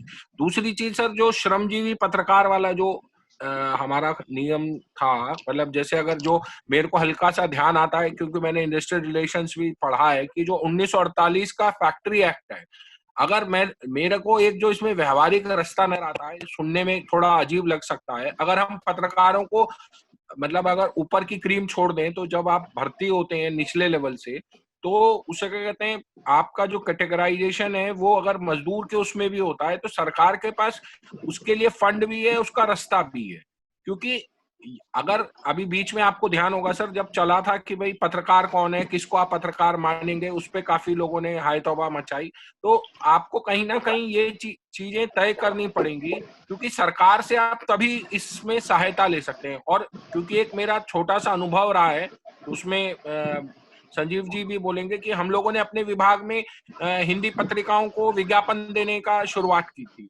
तो उसमें हम लोगों ने करीब पूरे, जबकि वो दिल्ली सरकार की योजना थी, और उसमें सबसे ज्यादा जो मतलब सहायता दी गई वो बिहार से छपने वाली पत्रिकाओं को दी गई। और उसमें तो इससे मुद्दा ये है कि जब तक हम लोग उस योजना को चला पाए और वो अपने आप में मतलब अकेली योजना थी पूरे देश में जिसमें इस प्रकार की मदद दी गई, पर उसके लिए जो हमको ध्यान में आया, आपको एक मापदंड, एक परिभाषा और एक तरीका इवॉल्व करना पड़ेगा, क्योंकि जब तक आप सरकार की शब्दावली को समझेंगे नहीं, उसके फ्रेमवर्क को जानेंगे नहीं, तब तक आप उसका लाभ नहीं उठा सकते। और उसमें सर आप क्योंकि खुद इतने सीनियर जर्नलिस्ट हैं, आप जानते हैं कि जब अगर आपको पीआईबी भरना है तो आपको उसमें जो पीआईबी मांगता है एक्रेडिटेशन के लिए वो कागज देने पड़ेंगे। उसमें आप ये कह के नहीं चला सकते कि जी हम तो इसमें आते नहीं है। अगर ऐसा रवैया रहेगा तो फिर वो हो नहीं पाएगा। तो मुझे लगता है कि कहीं ना कहीं जैसे आपने बिल्कुल सही बात बोली, हमको नए सिरे से सोचना पड़ेगा और उसके लिए एक हमारे पत्रकारों, सीनियर पत्रकारों को, पत्रकार संगठनों को एक लचीलापन अपने रवैये में लाना पड़ेगा और सरकार की किस तरीके से हम उसमें से अधिकतम लाभ अपने लिए और अपने साथियों के लिए ले सकते हैं, ये चीज हमको कहीं ना कहीं से शुरुआत करनी पड़ेगी, क्योंकि अगर शुरुआत करेंगे तो किसी अच्छे अंजाम तक जरूर पहुंचेंगे। Thank you Nalin ji, thank you Satish ji. हमारे पास चैट बॉक्स में इतने रिप्लाईज आ रहे हैं कि ये बहुत ही मैं एक जवाब देना चाहता हूँ प्लीज। जी सर। देखिए एक्रेडिटेशन का जो बात है पंजीकरण का, तो पीआईबी का होता है और सारे स्टेट गवर्नमेंट का भी एक एक्रेडिटेशन है।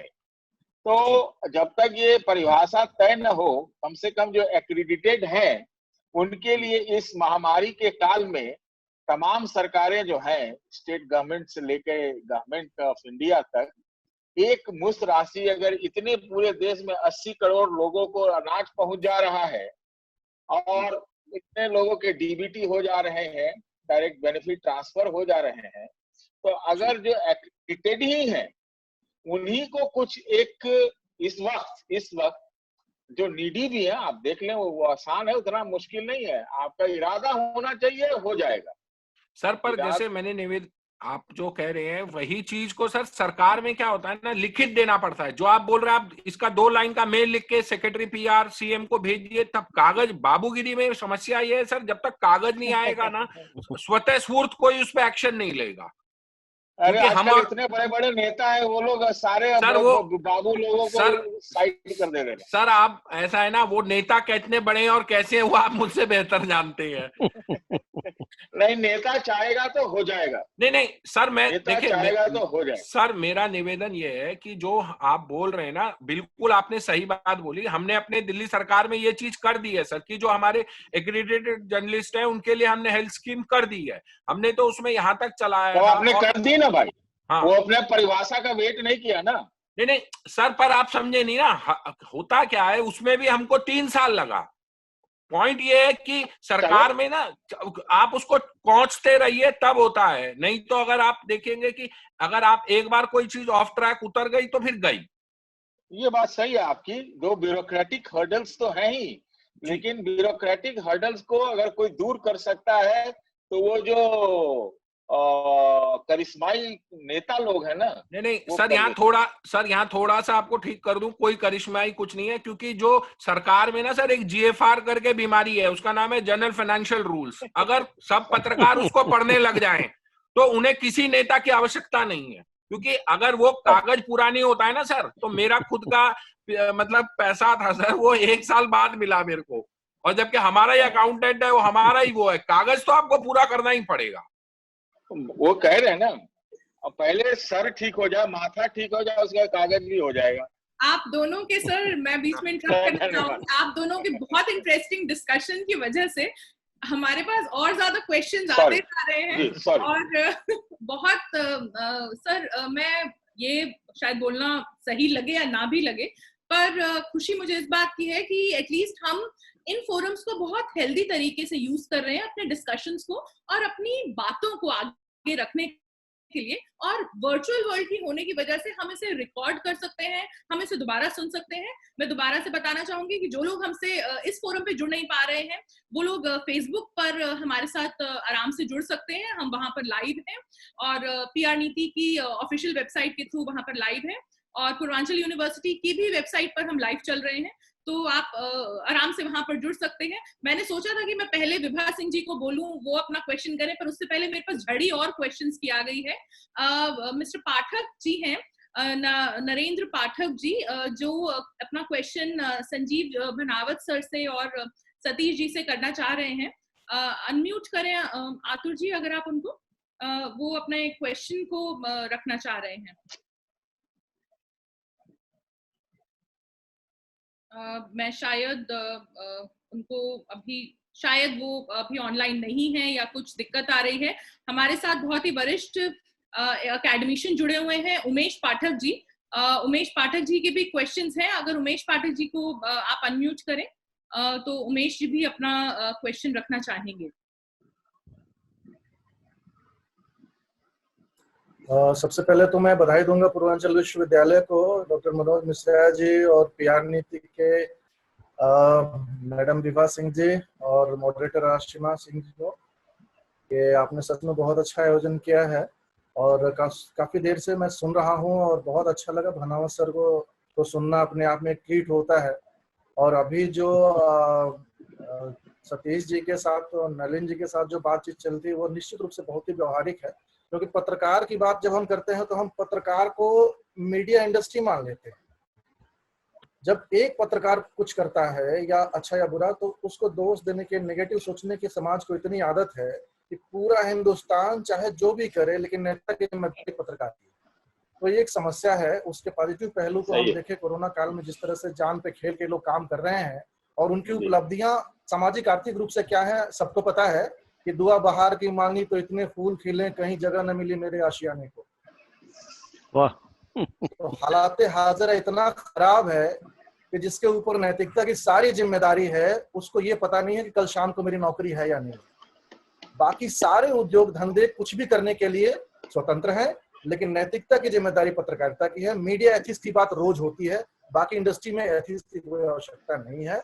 और सारी चीजों का जो नियामक करती है हमारी जो विधायिका है, हमारी जो ब्यूरोक्रेसी है, इसके बीच में जो चौथा पिलर जो चरमरा के आजकल खत्म हो गया है, उसके बारे में चिंतन करेगा कौन? समस्या ये है कि बिल्ली के गले में घंटी तो प्रेस काउंसिल के टाइम से उससे पहले से ही बांधी जा रही है, लेकिन घंटी अलग है, बिल्ली अलग है, और हम म्याऊं म्याऊं करके खुश हो जाते हैं। जब तक पत्रकार स्वयं सत्ता में शामिल नहीं होंगे, चाहे ये इनके प्रकार जैसे नेता बनते हैं, तब तक ये समस्या सॉल्व होने की समस्या तो मुझे नहीं लगता कि ऐसा कुछ हो सकता है। मानव सर मार्गदर्शन करेंगे इस बारे में। काफी बड़ा और लंबा अनुभव है आपको, हम लोग पढ़ते हुए बड़े हुए हैं, आज भी पढ़ ही रहे हैं। और सतीश सर और नलिन सर जो देख रहे हैं दिल्ली सरकार में नीतियों को, उनसे भी मैं चाहूंगा कि कुछ इस पर विचार विमर्श और मार्गदर्शन हम लोगों का करें, क्योंकि समस्या सच में बहुत गंभीर है सर। उमेश जी, आपकी चिंता तो बिल्कुल स्वाभाविक है और आपने खुद ने ही लगभग उसके समाधान की और भी दृष्टि दिलाई है। लेकिन एक शिकायत आपसे यह है कि मैं बहुत देर से आपको ढूंढने की कोशिश कर रहा था, तो आप तो छिपे हुए थे। वीडियो आपने ऑफ कर रखा है। हम सबको तो आप देख रहे, आप हम सबको तो देख रहे थे, लेकिन आप दिखाई नहीं दे रहे थे। चलिए कोई बात नहीं, मजाक समस्या हो जाती है इसलिए मैं नहीं, मैं तो मजाक में ही कह रहा हूँ। मैं मजाक में ही कह रहा हूँ कि इस तरह की बात है। ये बात आपने सही कही है। मेरा तो पूरी बातचीत में ही इस चिंता को मैंने जाहिर किया था कि आज के इस दौर में पत्रकार जिस तरह से काम कर रहे हैं, उनकी इतनी मेहनत और परिश्रम के बावजूद उन पर एक संकट नौकरी का है। तनख्वाहें अधिकांश मीडिया हाउसेस में कम कर दी गई है। मुझे लगता है ऐसे फोरम्स जो अपने हैं, यहाँ पर बात उठाई जाए। नलिन जी अपने साथ हैं, ये सरकार में बैठे हुए हैं, तो जब भी कभी मौका लगेगा, जैसा उन्होंने कहा कि आप लिख के दीजिए, तो मुझे लगता है कि जो हमारे पत्रकार संगठन है या हम लोग जो क्षेत्र में काम कर रहे हैं, वो ये लगातार इन मुद्दों पर चर्चा करते रहें और जो संबंधित विभाग हैं वहां पर बाकायदा इसको उठाएं इन मंचों के ऊपर। अभी आईएनएस ने भी बात की है, उन्होंने भी सरकार के जो सेक्रेटरी इंफॉर्मेशन ब्रॉडकास्टिंग, उनको भी लेटर लिखा है और इस गंभीर समस्या के उन्होंने ध्यान दिलाया है। तो उम्मीद की जानी चाहिए कि जो प्रभावित पक्ष हैं वो इस दिशा में गंभीरता से काम कर रहे हैं। लेकिन अभी जो दौर आ गया है, सरकारें स्वयं मुझे लगता है कि जिस दौर में गुजर रही हैं, उनके पास खुद के पास राजस्व की कितनी कमी है, तो इस दौर में कितना वो कर पाएंगे, क्योंकि सारी चेन एक दूसरे से जुड़ी हुई है। विज्ञापन इंडस्ट्री कंपनीज के प्रोडक्शन पे बहुत असर आ रहा है। विज्ञापन नहीं मिलेगा तो इंडस्ट्रीज का क्या असर होगा। हमने खुद ने अखबार मंगाने, हालांकि मैं तो अभी भी जितने अखबार मंगा ही रहा हूँ, पढ़ते भले एक दिन बाद हूँ ऑनलाइन पढ़ने के बाद, लेकिन अधिकांश हमारे मित्रों ने अखबार मंगाने बंद कर दिए हैं। तो इस सारे इन पत्रकारों से जो हमारी इतनी बड़ी अपेक्षाएं हैं, मुझे कई बार लगता है कि पाठक, दर्शक और श्रोता के रूप में हमने इनको अपना नैतिक समर्थन कितना दिया है। अपेक्षाएं तो हमारी सारी हैं कि वो अपनी जान पर खेल जाए और हमारे लिए सब कुछ करे। दुर्घटना में मरने वाले इन मजदूरों के चित्र देख करके, विजुअल्स देख करके, क्षमा कीजिएगा पाठक जी, हम में से कितने मित्रों की सुबह की चाय का स्वाद खराब हुआ होगा। हम एक आह तो करते हैं। तो मुझे लगता है कि इन सारी स्थितियों के साथ जब एक आम आदमी का भी कहीं नैतिक समर्थन जुड़ेगा, हम भी भावनात्मक रूप से कहीं जुड़ेंगे, तो शायद समस्या के समाधान की ओर एक कदम आगे बढ़ा पाएंगे। बाकी सतीश जी का तो लंबा समय इसी क्षेत्र में बीता है, मैं चाहूंगा कि वो भी इससे प्रकाश डाले कि किस तरह से इन समस्याओं से उभरने का। जी सर। देखिए, मैंने जो नलिन जी को पहले कहा था, भाई तमाम तरह के बेल आउट पैकेज आ रहे हैं, तमाम तरह के बेल आउट पैकेज आ रहे हैं, तमाम तरह के बेल आउट पैकेज आ रहे हैं। सेंट्रल गवर्नमेंट से आ रहे हैं, पिछले 5-7 दिन से लगातार आ रहे हैं, पहले भी आए, और राज्य सरकारों ने भी अपने अलग अलग ढंग से कुछ छोटे स्तर पे पैकेज दे रखा है। क्या एक मीडिया इंडस्ट्री के लिए कोई पैकेज नहीं होना चाहिए? क्या होना चाहिए? क्योंकि देखिए, नेता अगर है तो छपास से है, समझिए। और अगर नेताओं को, पॉलिटिकल पार्टीज के, अगर आप एक भोमा बन जाते हैं, एम्पलीफायर जिसको मैं कहता हूं, जैसे वो HMV, वो आपसे उम्मीद तो यही करते हैं कि बिना क्रिटिसिज्म के आप उनकी बातों को, नेताओं की बातों को, भाषण को, उनके वक्तव्यों को, उनके ऐलानों को आप दिखाते रहें। तो आप मीडियम जरूर हैं, वाहन जरूर हैं, लेकिन अगर पैकेज की बात आए तो पैकेज क्यों नहीं भाई, कुछ पैकेज तो मिलना चाहिए। डायरेक्ट बेनिफिट ट्रांसफर ही दे दो। PF का कुछ मिला है, जी हाँ, PF का कुछ मिला है एम्प्लॉयर और एम्प्लॉय के दोनों के बारे में, लेकिन एक डायरेक्ट बेनिफिट, डायरेक्ट कुछ देने की बात है, होनी चाहिए। इसके नियम कर सकते हैं, ब्यूरोक्रेसी का यही काम है, निकालें। और तीसरी बात जो उमेश जी ने कहा कि भाई लड़के लेना पड़ेगा और नेता बन के लेना पड़ेगा, तो भैया मैं तो इस विचार का नहीं हूं कि नेता बन के लेना पड़ेगा। नेता बन के नहीं लेना पड़ेगा।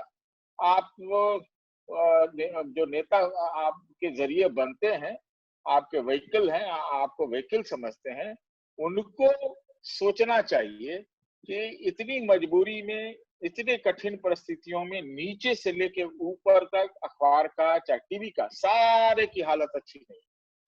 अगर ये नहीं रहेगा तो उनका वाहन, व्हीकल कहाँ रहेगा? सिर्फ ट्विटर से काम नहीं चलेगा।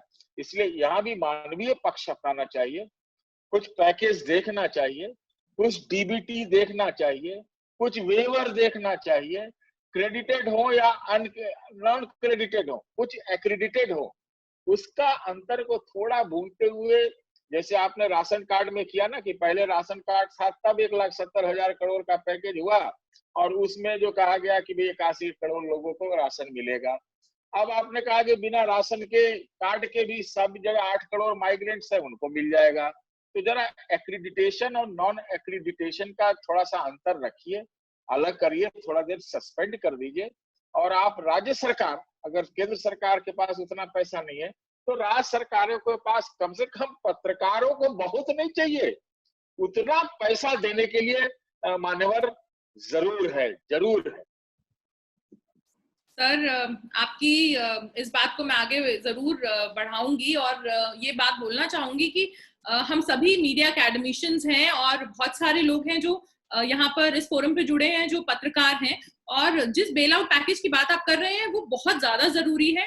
मैं खुद इस फील्ड से जुड़ी हुई हूँ, मेरे बेटर हाफ खुद इस फील्ड में है और हम इस प्रॉब्लम से ऑलरेडी जूझ रहे हैं कि मीडिया कर्मियों को इधर से तो आप चौथा स्तंभ बोल रहे हैं, आप उनके लिए ताली बजा रहे हैं, थाली भी बजा रहे हैं, पर कहीं ना कहीं आप उनके साथ थोड़ी नाइंसाफी भी कर रहे हैं। इसी बात को आगे बढ़ाएंगे और क्वेश्चन करेंगे, क्वेश्चंस लेंगे। नरमेश चंद्र पाठक जी, उनका कंटिन्यूअसली मेरे पास मैसेज आ रहा है, अगर आतुर जी आप उनको अनम्यूट कर दें तो उनका एक क्वेश्चन है हमारे पैनल से। नरमेश चंद्र पाठक जी, मेरी आवाज आ रही है? जी सर, आपकी आवाज आ रही है सर। नमस्कार। मेरा सवाल सतीश सिंह सर से है और संजीव भानावत सर से है। क्योंकि सतीश सर बहुत समय तक मीडिया प्रतिष्ठानों में लंबे उच्च पदों पर रहे हैं और भानावत सर शैक्षणिक गतिविधि से संबंध रहे। मेरा सवाल ये है कि सरकार का जो दोहरा रवैया है उस पर हमारे कुछ पत्रकार खामोश क्यों हैं? क्योंकि कुछ मीडिया वर्ग ऐसे हैं जो बिल्कुल सरकार से सरोकार हो गए, उन्होंने सरकार से बिल्कुल जुड़ाव कर लिया है। आपने जैसे मजदूरों को देखा होगा, प्रवासी मजदूर, प्रवासी श्रमिकों को देखा होगा, वो लोग किस तरीके से परेशान हैं। एक तरफ हमारे प्रधानमंत्री कहते हैं कि किसी को नौकरी से नहीं निकाला जाएगा, किसी के वेतन में कटौती नहीं होगी। यहाँ उच्च वर्ग तो छोड़िए, यहाँ गरीब को तो छोड़िए, उच्च वर्गों के वेतन में कटौती हो रही है, उन्हें नौकरी से निकाला जा रहा है। लेकिन इसके बाद भी हमारे सारे पत्रकार वर्ग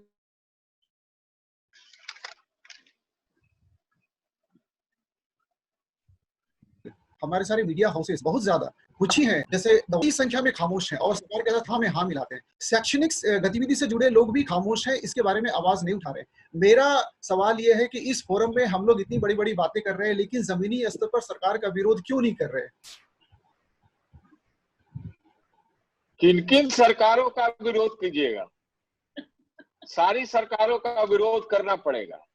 और मैं आपसे बताऊं, मैं इतने दिन तक काम कर रहा हूं, बहुत नजदीकी रूप से देखा है, बड़ी कोशिश की कि ऑब्जेक्टिविटी बनाए रखे रहूं, बहुत कोशिश की, तमाम दबाव भी रहे, लेकिन बहुत कोशिश की कि मैं ऑब्जेक्टिव बना रहूं, वस्तुनिष्ठ या फिर इंपेरिकल और फैक्चुअल बना रहूं। दबाव बहुत होते हैं। एक मीडिया हाउस को, मीडिया हाउस के लिए लड़ाई लड़ना, आप समझ लीजिए, छाप के या कुछ दिखा के तो लड़ भी सकते हैं, लेकिन बाकी तरह से लड़ना उनके लिए संभव नहीं है। वो अपील कर सकते हैं, डेलीगेशन ले जा सकते हैं, लिखित दे सकते हैं, अपनी बात रखते हैं। मुझे जानकारी है कि भारत सरकार और मीडिया हाउसेस के बीच में, पत्रकारों के, बड़े बड़े पत्रकारों के बीच में 3-4 बार संवाद हो चुका है, ऑफ रिकॉर्ड संवाद हो चुका है। उसमें मांगे भी रखी गई, जी हाँ, मांगे भी रखी गई।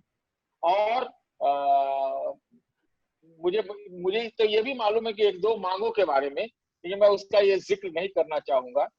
तो वो एक तरीका है परसुएशन से, अभी कोई किसी वक्ता ने कहा था परसुएशन शब्द का, परसुएशन से अगर क्या है ना कि अगर पत्रकार या मीडिया हाउसेज एक लड़ाई मोल ले लेगा तो वो भी एक जमात करार दे दिया जाएगा, उसके खिलाफ एक मुहिम चल पड़ेगी या उसके पक्ष में मुहिम चल पड़ेगी। इससे बढ़िया है कि आप तरीके से अपनी बातों को रखिए और परसुएसिव और परसिस्टेंट रहिए। ये तो रही नंबर 1 बात। दूसरी बात क्या है कि आपने कहा कि बंटवारा हो चुका और चीजें, तो देखिए मैंने कहा ना, कोरोना का एक प्रभाव हुआ कि जो जमीन पे स्थितियां हैं वो सारी चीजों को दिखाया जा रहा है। अगर कोई इस्टेब्लिश मीडिया हाउस अब नहीं दिखाता है तो एक स्थिति का निर्माण पूरे देश के अंदर ऐसा हो चुका है, जहां किसी वक्ता ने कहा कि अब हर के हाथ मोबाइल है, तो हर हाथ तो सारे सोशल मीडिया पे हर चीज वो अपनी पत्रकारिता कर दे रहे हैं, विजुअल्स ले आ रहे हैं, रिपोर्ट पे दे रहे हैं, तो रुकने वाला नहीं है। सर, मेरा ये अगला सवाल ये है कि आप तो जी न्यूज से लंबे समय तक संबंध रहे हैं, तो मैं जी न्यूज में देखता हूं कि जब कुछ और बात होती है, अभी पूरा देश कोरोना से लड़ाई कर रहा है, पूरा देश कोरोना से ग्रसित है, हम सब उसके लिए चिंतित हैं, लेकिन जी न्यूज में किसी और चीजों को लेकर डीएनए या फिर कोई प्राइम टाइम चलाया जाता है, इंडिया टीवी में गोविंदा का शो चलाया जाता है। नर्मदेश जी, मैं आपको यहाँ थोड़ा सा विराम देना चाहूंगी। हमारे पास झड़ी लगी हुई है क्वेश्चंस की और एक ही क्वेश्चन हो पाएगा। आप प्लीज चैट बॉक्स में अपना क्वेश्चन डालिए और हम आपके क्वेश्चंस आपके रिलेटेड स्पीकर्स को ऑनलाइन सेंड कर रहे हैं, तो आपको उनका जवाब मिल पाएगा। मैडम, मेरा एक जवाब इस चीज को थोड़ा सा मैं माफी मांगना चाहूंगी क्योंकि झड़ी लगी है हमारे पास क्वेश्चंस की और मैं चाहूंगी कि सबको थोड़ा मौका मिल पाए। थैंक यू नरमेश जी आपके इस क्वेश्चन के लिए। अभिषेक कटियार जी हमारे साथ रायपुर से जुड़े हुए हैं और वो सवाल करना चाह रहे हैं सतीश जी से। तो अभिषेक कटियार जी, अगर आप हमें सुन पा रहे हैं और अगर वो अनम्यूट हैं तो। हाँ, मैं बिल्कुल सुन पा रहा हूँ और सबसे पहले तो बहुत बहुत धन्यवाद। मैं बता दूं कि मैं वीर बहादुर सिंह पूर्वांचल यूनिवर्सिटी का रिसर्च स्कॉलर भी हूँ, as well as I am media professional also. I am working here Bharat newspaper. दोनों ही इंडस्ट्रीज से जुड़ा हुआ हूँ, मीडिया एकेडमिक्स से भी जुड़ा हुआ हूँ और मीडिया मेन स्ट्रीम मीडिया से भी जुड़ा हुआ हूँ। जैसे अभी बात हो रही थी, सतीश सर ने बात की कि जब हम बेल आउट पैकेज की बात करते हैं, सारी इंडस्ट्रीज को पैकेज दिए गए, लेकिन तो फिर मीडिया इंडस्ट्रीज को क्यों नहीं दिए गए। और वहीं पर फिर नलिन सर ने बात की कि जरूर ऐसा होना चाहिए, लेकिन इसके लिए हमें ऐसा सिस्टम बनाना पड़ेगा, एक डॉक्यूमेंटाइज चीजें करनी पड़ेंगी कि कितने मीडिया वर्कर्स हैं पूरे इंडिया में। तो मैं एक सुझाव है मेरा और एक सवाल भी है कि पूरे देश में सर प्रदेश स्तर पे बहुत सारे प्रेस क्लब्स, अगर हम पूरे देश के पत्रकारों को एक साथ डॉक्यूमेंटाइज करने की बात करेंगे तो शायद वो थोड़ा एक टफ टास्क होगा। कोई कौन पत्रकार है और कौन नहीं, ये परिभाषा को करना थोड़ा मुश्किल होगा।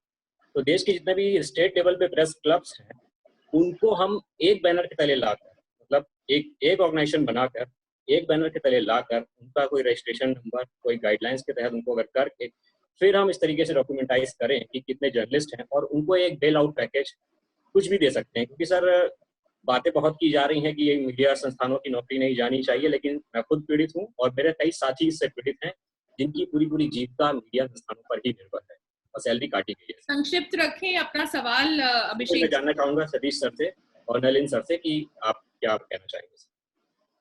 पहले नलिन जी बोले, उसके बाद में बोलूंगा। मैं पहले बोल रहा था। नलिन जी। सर देखिए, ये वही है कि मतलब हमारे यहाँ जैसे देश में है ना कि भाई जब आग लगती है तब हम कुआं खोदते हैं। तो जो आपने बात बोली, अब इसमें हमको दो चीजें हैं। एक सतीश सर ने बात बिल्कुल सही बोली कि भाई जो तात्कालिक उपाय है और एक दीर्घकालिक उपाय। तो तात्कालिक उपाय के लिए सर ने बताया कि भाई इनफॉर्मल चैनल से बातें चल रही हैं, हो रहा है। पर मैं फिर आपसे सब लोगों से वही निवेदन करूंगा जो हमारे यहाँ मोदी जी ने बोला है, आत्मनिर्भर। तो भाई स्वदेशी का अर्थ यही है कि आप जहां पर हैं आप वहीं से चिट्ठी लिखें अपने राज्य, अपने भाई अगर आप शहर में हैं तो डीएम को लिखिए, राजधानी में है तो सेक्रेटरी को लिखिए। क्योंकि अगर हम ये मान के चले, क्योंकि प्रेस क्लब और वो सब दूसरों पे कुछ मत छोड़िए। अगर आप दूसरों पे छोड़ देंगे अभिषेक जी, तो फिर आप समझ रहे हैं कि प्रेस क्लब की जो हमारी मतलब प्रसिद्धि है वो भानावत सर ज्यादा जानते हैं।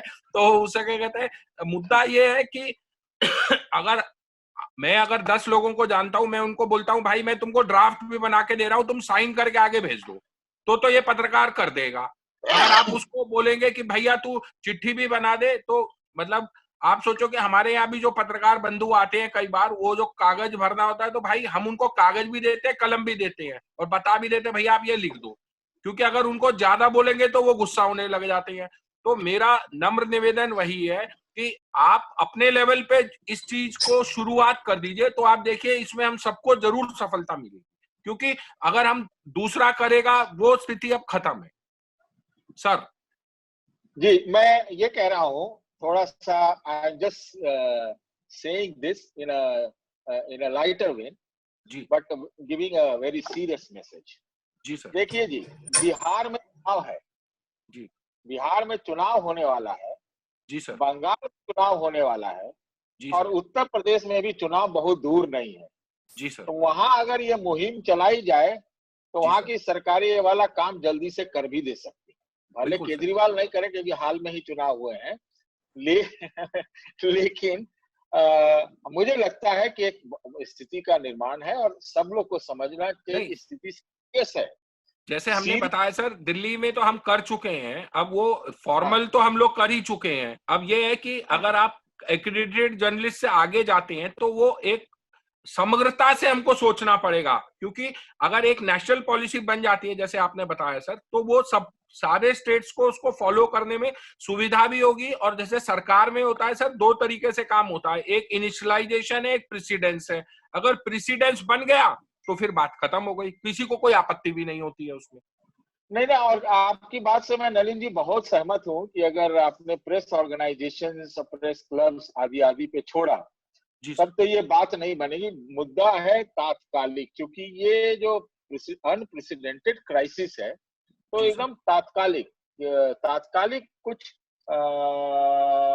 सुविधा, सहूलियत या मदद मिल जाए तो ये बहुत अच्छी बात होगी। अब आप देखिए ना, अब सर एक भी रोक रहा हूँ आपको कॉन्ट्रैक्ट एम्प्लॉयमेंट में, तो आप ये देखिए कि वो पीएफ तक तो कटता नहीं, खाली टीडीएस तो कटता है, तो पीएफ है नहीं, सेविंग है नहीं, नौकरी जो है उसका परमानेंट है नहीं, तो स्थिति तो बुरी है ना। या तो फिर ऐसा होने नहीं दिया जाए, और अगर है तो एक मदद देनी चाहिए, उदार होना चाहिए सरकारों को। और सिर्फ एक सरकार की बात नहीं है, अगर हम ऑब्जेक्टिविटी में देखें तो ये तमाम सरकारों को सोचना चाहिए। हमको लगता भी है कि कुछ सरकारों ने कुछ व्यवस्था की होगी जिसका डिटेल्स मुझे मालूम नहीं है इस वक्त। सर इसमें ना हमें मीडिया इंडस्ट्री और मीडिया पर्सन, इसकी लक्ष्मण रेखा को स्पष्ट करना पड़ेगा, क्योंकि जो सबसे बड़ा प्रॉब्लम है सर, हम बोले इंटरनल कम्युनिकेशन का, क्योंकि जब सरकार की बात आती है तो वहां पे जो लोग बैठे हैं जिसको मीडिया से जानकारी नहीं है, तो यही सोचता है कि टाइम्स ऑफ इंडिया का मतलब समीर जैन का मतलब पत्रकार, जबकि वो वैसा नहीं है।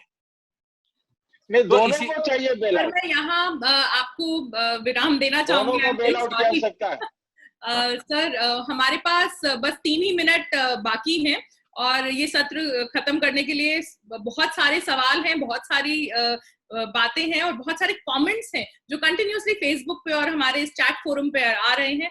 थैंक यू आप सभी लोगों को ज्वाइन करने के लिए। अब मैं फॉर्मल थैंक्स के लिए एक बार दिग्विजय जी को बुलाना चाहूंगी और उसके बाद मनोज जी एक फॉर्मल थैंक्स करेंगे।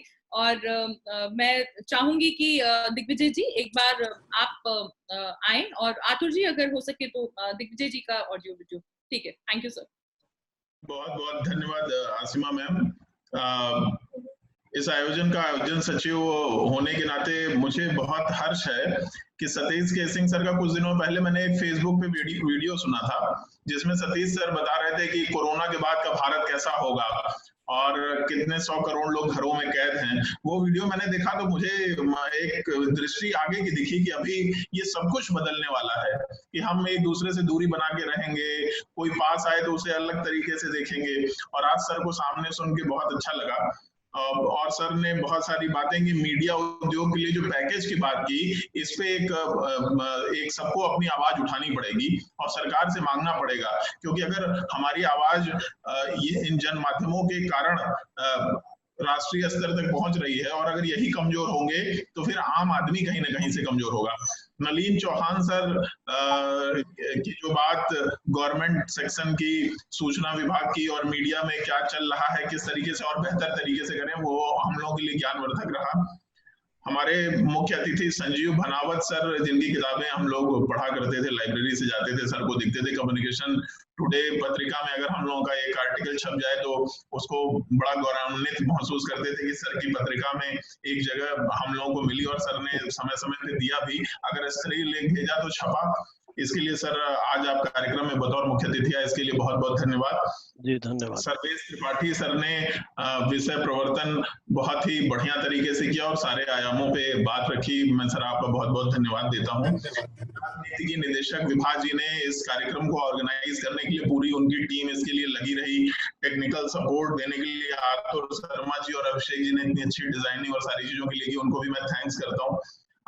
इसका इतना बेहतर संचालन आसिमा सिंह जी ने किया, मैं आपको भी बहुत बहुत धन्यवाद देता हूँ। और हमारे विभागाध्यक्ष और इस संगोष्ठी के संयोजक doctor Manoj Mishra sir, Sunil Kumar sir, Awadh Bihari sir और हमारे डिपार्टमेंट के असिस्टेंट प्रोफेसर चंदन सिंह जी, ये पूरी एक हमारी टीम थी जिससे हम लोग ये बेहतर तरीके से कर पाए। और हमारे विभाग के विद्यार्थी, बहुत सारे लोग इस फोरम से नहीं जुड़ पाए लिमिट होने के कारण, वो फेसबुक से इस कार्यक्रम को देख रहे हैं। लगातार 100 से अधिक लोग इधर जुड़े हुए हैं, उधर भी उससे कई गुना अधिक संख्या है। मैं सभी को बहुत बहुत धन्यवाद देता हूं कि आप सारे लोग आए और यहाँ इतनी बौद्धिक चर्चा इस इंटरनेट के माध्यम से हो पाई। सर मैं एक बार आप सभी अतिथियों का विश्वविद्यालय की तरफ से धन्यवाद देता हूं और इस कार्यक्रम को आसिमा जी आगे बढ़ाएं। Thank you very much. मैं डॉक्टर आशिमा सिंह इनवाइट करना चाहूंगी पीआर नीति की डायरेक्टर को, जिन्होंने इस फोरम को क्रिएट किया और हम सबको एकजुट किया और बेहतरीन तरीके से आगे लेकर आई। विभा सिंह जी, आप बहुत देर से वेट कर रही हैं, और कुछ कहना चाह रही हैं, तो संक्षेप में एज डायरेक्टर पीआर नीति बताइएगा कि आप इस तरीके आप इस आयोजन को कैसे देखती हैं। आपका ऑडियो आतुर जी, मैम का ऑडियो अनम्यूट करवा दीजिए। मैम आप अभी भी म्यूट हैं।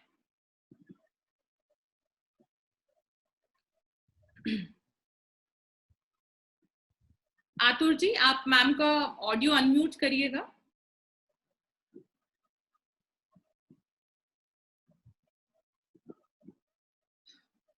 यही शायद थोड़ी तकनीकी दिक्कतें हो जाती हैं जब हम एक वेबिनार को ऑर्गेनाइज करते हैं, पर कोई बात नहीं। जो डिस्कशन, जो फोरम आज प्रोफेसर सर्वेश त्रिपाठी जी ने सेट किया और उसको आगे बढ़ाया हमारे बेहतरीन वक्ताओं ने, वो बहुत ही जबरदस्त रहा। और हमारे साथ इंदौर से, केरल से, नांदेड़ से, असम से, कैलकाटा से, और मैं शायद जिन जिन शहरों का नाम सोच भी नहीं सकती, उन छोटे छोटे शहरों से भी आज मीडिया अकेडमिशियंस हमारे साथ जुड़े हैं। और मैं मनोज मिश्रा जी का धन्यवाद ज्ञापन करना चाहूंगी कि उन्होंने मुझे ये मौका दिया कि मैं इसको मॉडरेट कर पाऊं और सभी बुद्धिजीवी को सुन पाऊं और उनका आशीर्वाद प्राप्त कर पाऊं। शायद विभा सिंह जी का ऑडियो ठीक हो गया है, तो अगर मैम आप कुछ बोलना चाहें तो। हाँ जी, थैंक यू वेरी मच। बहुत अच्छा लगा। मैं एक एक का नाम लेके टाइम वेस्ट नहीं करूंगी, पर आप सब लोगों ने ही बहुत अच्छा बोला। मेरी थिंकिंग जब मैंने स्टार्ट की थी, हमने बात किया था इस वेबिनार के लिए, तो मैंने सोचा भी नहीं था कि इस मोड़ पर आकर खड़ी हो जाएगी कि मेरे मन में ही 100 क्वेश्चंस आ चुके हैं इस समय कि अब जो हम आशिमा और दिग्विजय जी हम नेक्स्ट वेबिनार करें, तो प्लीज मुझे बहुत सारे क्वेश्चंस हैं जिसके मुझे आंसर खुद नहीं मिल रहे, तो मैं इस कंपनी को आगे बढ़ाने के लिए और क्या क्या कर सकती हूँ, इसके लिए मैं बहुत सबसे जी हम आपने ये प्लेटफॉर्म हमें दिया, थैंक यू सो मच। और हम हमेशा आपके आभार व्यक्त करेंगे। मैं अपनी तरफ से फॉर्मली थैंक यू अपने सारे गेस्ट्स को करना चाहूंगी। संजीव जी जो थैंक यू वेरी मच एक कॉल पर हमारे साथ आ गए, सतीश जी जो अपने बिजी शेड्यूल में से इस पूरे व्याख्यान को बहुत ही बेहतरीन तरीके से, सर आपने इंपॉर्टेंट इंफॉर्मेशंस दी, हमें बहुत सारी अप्रोचेस के बारे में समझाया। मैं थैंक यू करना चाहूंगी नलिन जी का कि मेरे शायद सिर्फ एक बार ही बोलने से नलिन जी ने कहा एकदम मैं आऊंगा और मैं इस बारे में बात करना चाहूंगा और आगे भी जुड़ा रहूंगा। ये बहुत ही बड़ी बात थी नलिन जी हमारे लिए। मैं थैंक यू करना चाहूंगी सर्वेश त्रिपाठी जी का, जिन्होंने हमेशा से हम सबको गाइड किया है किस तरीके से इन फोरम्स को आगे बढ़ाया जाए, और रिसर्च में सर का बहुत ही बड़ा योगदान रहा है और सर के सभी स्टूडेंट्स जैसे मैं भी एक हूँ। तो इस चीज को थैंक यू के साथ खत्म करना चाहूंगी कि आप लोग हमेशा हमारे से जुड़े रहें और हम आगे भी बहुत सारे वेबिनार्स ऐसे लेकर आएंगे। और अगर मौका मिला, अगर पूर्वांचल यूनिवर्सिटी और पीआर नीति ने मुझे मौका दिया, तो मैं दोबारा ऐसे सेशंस को मॉडरेट करना चाहूंगी। और बहुत थैंक यू आपके सभी के जुड़ने का। आप सभी लोग इसका रिकॉर्डेड वर्जन फेसबुक पर भी देख सकते हैं, लिंक आप सभी को फॉरवर्ड किया गया है ऑलरेडी और भी किया जाएगा। Thank you. और मैं फॉर्मली अब इस सेशन को एंड करना चाहूंगी।